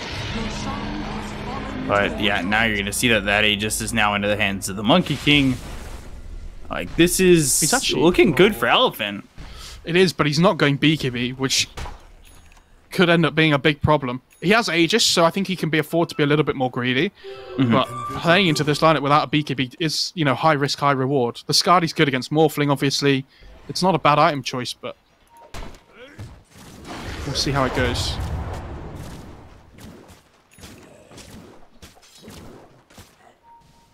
There's the Ags. Can hear the music already. Hook shot. Jinku, he gets caught. Red Panda gets the kill. Good pick off. We're not there yet. It's the beginning where it's everybody get up. You've seen them here, though, on the high ground. They're waiting for somebody to come up. But yeah. Yang's pinging it like It's he Yang. knows. Fissure and the totem coming down, and there's the Laguna Blade. They're trying to get the kill, but the Primal Split is used. They have the stun, the Echo Slam onto this Monkey King. Force F onto the low ground, looking for the Wukong command. The Balance Strike Great hits on a Faith tombstone, Beyond. They've got Somnus moving forward. Resonant Pulse gets the kill on a Faith Beyond. They'll take the Aegis out of the hands of the Monkey King. Going deeper with this Primal Split is Yang. Somnus getting a little bit low as he goes into the Dissimulate, trying to jump around and make himself some space. But yeah, Ame, he's doing a lot of damage against the kill to Red Panda, as well as Somnus. Jin Q may be looking for a last-ditch effort but won't throw it as it's on cooldown just as they escape his grasp. And That yeah, that ends tombstone, up being a 3-for-1. Sorry I interrupted your flow, but the urge comes too strongly. I have to say it.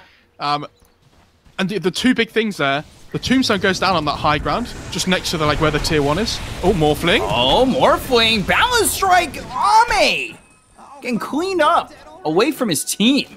A huge pick-off. Huge pick-off. That's the biggest kill on the map they can find right now on Elephant. And then see what they can do with it. I mean, this tier 2 looks nice and tasty. Radiant's top tower is under attack. That was impressive. And the best bit about that is the kill goes to Eurus as well, so it's an extra 450 gold for him towards that Skadi. So, not only is he getting close to the Skadi, but again, I still think it's going to be the BKB afterwards that's the big timing. And we should say last fight, even though they did really well on LGD, they did buy back on the Mirana. So, Jinkyu's net worth is set back, far from where it was before. And look at FY's net worth again. Jesus. Like last game. I don't know where he's getting. He just gets all his farm. Just gets a triple kill, just randomly in the top lane, and that's it. He's away. Yeah. Dire's bottom tower is under attack. Dire are scanning. Arrow. Are scanning. That should help. Hits a creep as it spawns. Oh, they caught the Void Spirit. Yeah, they've got the Yules. There's a Laguna Blade. Do they have the control to finish him off? Totem and 4-man silence. Not going to matter, but they get the kill into Somnus.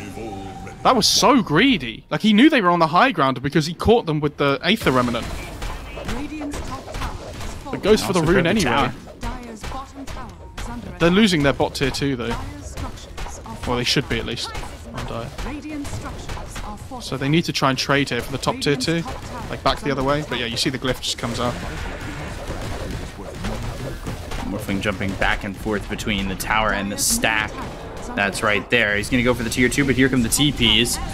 They'll start with Yang. Yang gets hit by the fissure. There's the totem. They've crossed the streams of the fissures. They'll look for the totem. They've got the waveform and the damage to get the kill into Yang. No primal split. BKB's been popped by nothing to say. He's trying to get out of this fight as they've used the Moonlight Shepherd. The hook shot comes in from Red Panda. Really nicely placed, but I don't think they have the vision to see him. They'll throw the dust out. I don't think that hit the Lina. It just barely did. I take a look as he is affected by dust, but they get FY. They have the totem. They get the kill into the Rubik. Now they look for more as the Yules is on to Eurus, but the Balance Strike hits this Earthshaker as well as the Mirana. They'll take out Faith Beyond and Jinkyu. They'll chase for more. Question is, can they get any more? Nothing to say pretty quick, and they've already TP'd out on Innocence. Balance Strike up in 10. Yeah, they need to get out here on Dire side. Nothing to say. Good TP by him. Big thing for them is Morphling doesn't die. For Radiant side, great hook shot onto the Lina, but they had no detection for the Moonlight Shadow. And this Wukong gets, not wasted by the Monkey King, but, they don't fight in the area that they want to fight because without detection, they can't keep, people locked down in the Wukongs.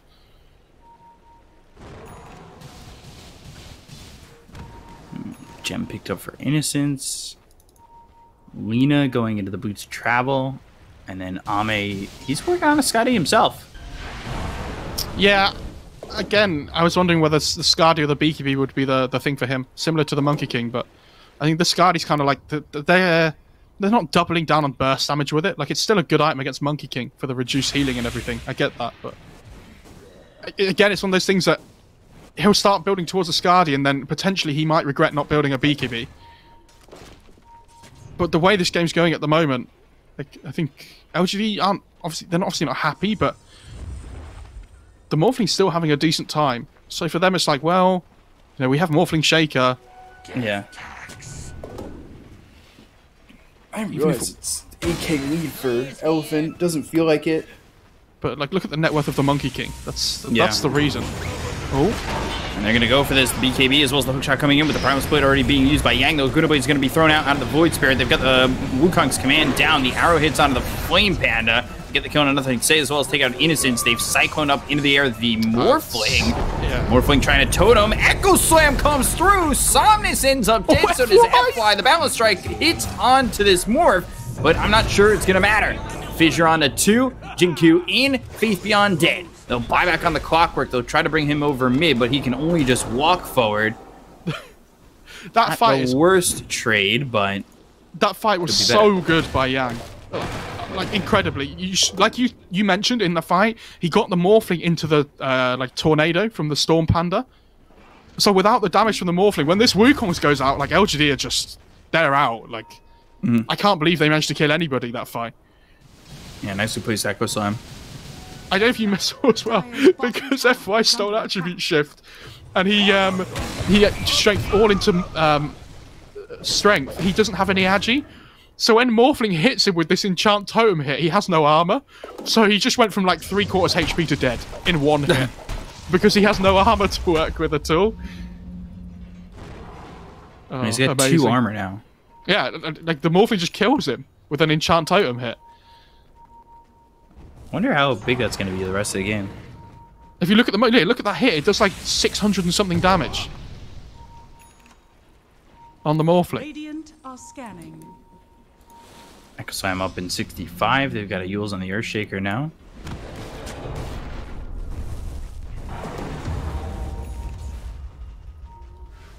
KB for Yang. Orbit Destruction for the Morphling. Oh, I think he keeps the Titan Sliver though.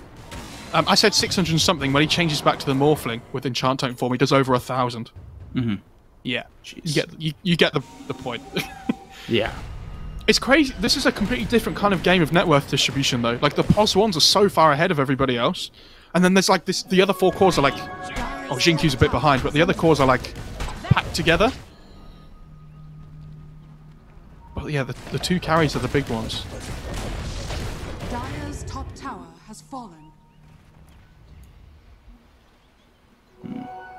They've used the Moonlight Shadow. They're wrapping around.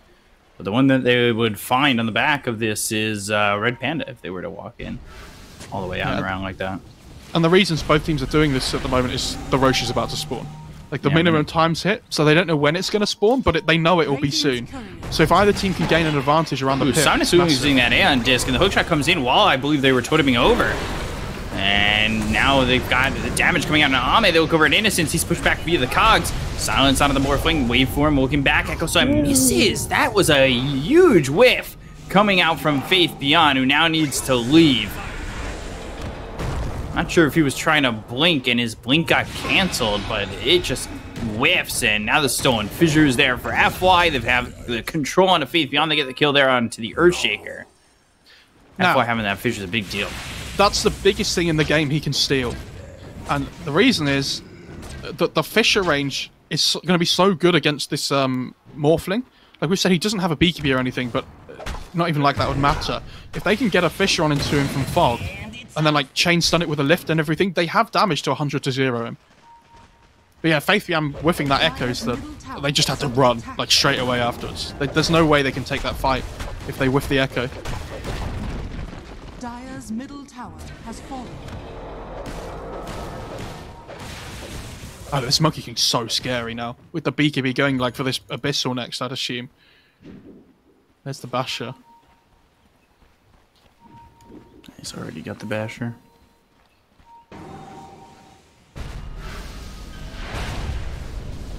$11K lead, but it's been around this, 10-11 point. Double damage right as Roche is available. Echo Slam in 45. I mean, it's mostly the 3 and the 4 that the difference... It's like the 1, 3, 4 that the net worth difference comes from. Like, the mids are relatively similar, the 5s are relatively similar, but FY's so farmed. Oh, they know Roche is up. Coming in. Both teams. They've used that Moonlight Shadow. They really do wish that they had that Echo Slam. It's not going to be enough for another 20 seconds. If they can slow them down on this Roche, it might matter, but it's not looking like it will. Yeah, you can't fight it into the double damage. Yeah, Eurus just picks up a DD and just takes the Roche so quickly. Do they want to fight as they leave the pit? Oh god. Look at where Eurus is. Looking for this. Oh god, the Stolen Fissure and the Fissure of his own. Faith Beyond's just dead. Oh, he didn't re-steal the Fissure, but even so.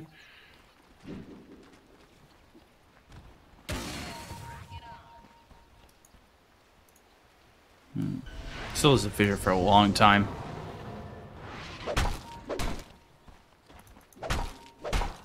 Summonus will have his Aeon Disc when the courier respawns. Big item for him, because know, the way that LGD want to play fights is that they find a pick-off towards the start with like this morph shaker, right? It's so nice to see Elephant actually playing, like when we saw them play against, the Fisher. Oh, coming through, and what can they do with this? Balance strike, and Ame! Whoa, getting caught out. Couldn't get away from that at all. Well, like we said, that steal was so huge. It allows them to kill them off. Wing Thunderclap, they're going to buy back on this Morphling. They've got the stun on Innocence. Oh god, the Yak. Glyph up. Fissure hits onto the Monkey King, but what more can they get? Yang pops ult and they just pop Glyph on LG at the same time, so the Panthers just die straight away. Shot in, hits Jinkyu. And they're doing some damage on a Red Panda. They get the kill with the Laguna Blade, but they find themselves Faith Beyond. They finish off this Earthshaker. It doesn't have buyback dead for 50 seconds without it. And they'll finish off Innocence as well. So 2 heroes dead on the side of LGD. They'll buy back on the Undying. Now they'll look for more of the Wukongs to level 25, so it takes up almost all the way to the tier 4s. Hard to jump into this fight now for the side of LGD. Looking for openings, but not finding many, if any. Yeah, but like Ame can't commit to the fights without BKB. Like, obviously it's not his fault necessarily that people are getting picked off like this, but without the BKB he can't be anywhere near as strong as he could be in these fights. Because imagine if he just goes BKB and just waveforms in, right? Like with this Enchant Tome hit, he can pick off whoever he wants and not get punished. Goes to the Tombstone this time on Morphling. Yeah, only because this Shaker's dead. That's why.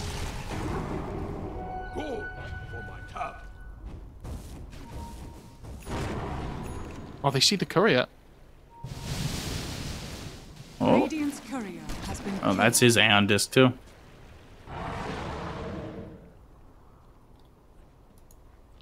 I know, the Lena is the one that's just not having fun at all. Her early deaths this game have set her back so much. Like, this Lena's normally the one that, like, BOTs, you're playing from ahead, you're shoving lanes in constantly, you're finding the farm, but they have so much pick-off potential on Elephant that she hasn't really been able to play that way. And FY's just 6-3 and 12. Like, I don't know. Eurus hasn't died all game. That's 2 games in a row it would be if he doesn't this game for the rest.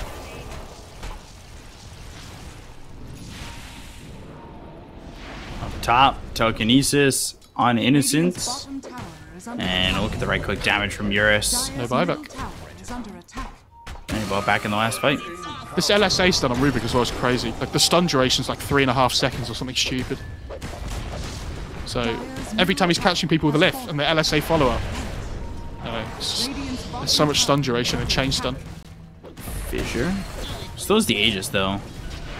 Using Echo's time to kill him is probably not going to feel that great.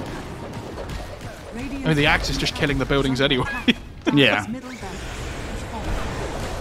And so they'll do up towards top. They'll go for another tier 3 as well as the Racks. Undying dead for another 36 seconds. Turning into the Earthshaker, looking for opportunities, cleaning up the creeps over mid.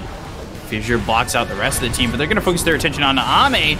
They find him just trying to clean up the creeps over mid, and they get the kill. They'll take him out. He's dead for 2 minutes, and that might just be the game. They've got themselves the Abyss Blade. That comes through on the Jinkyu. Hookshot misses Jinkyu.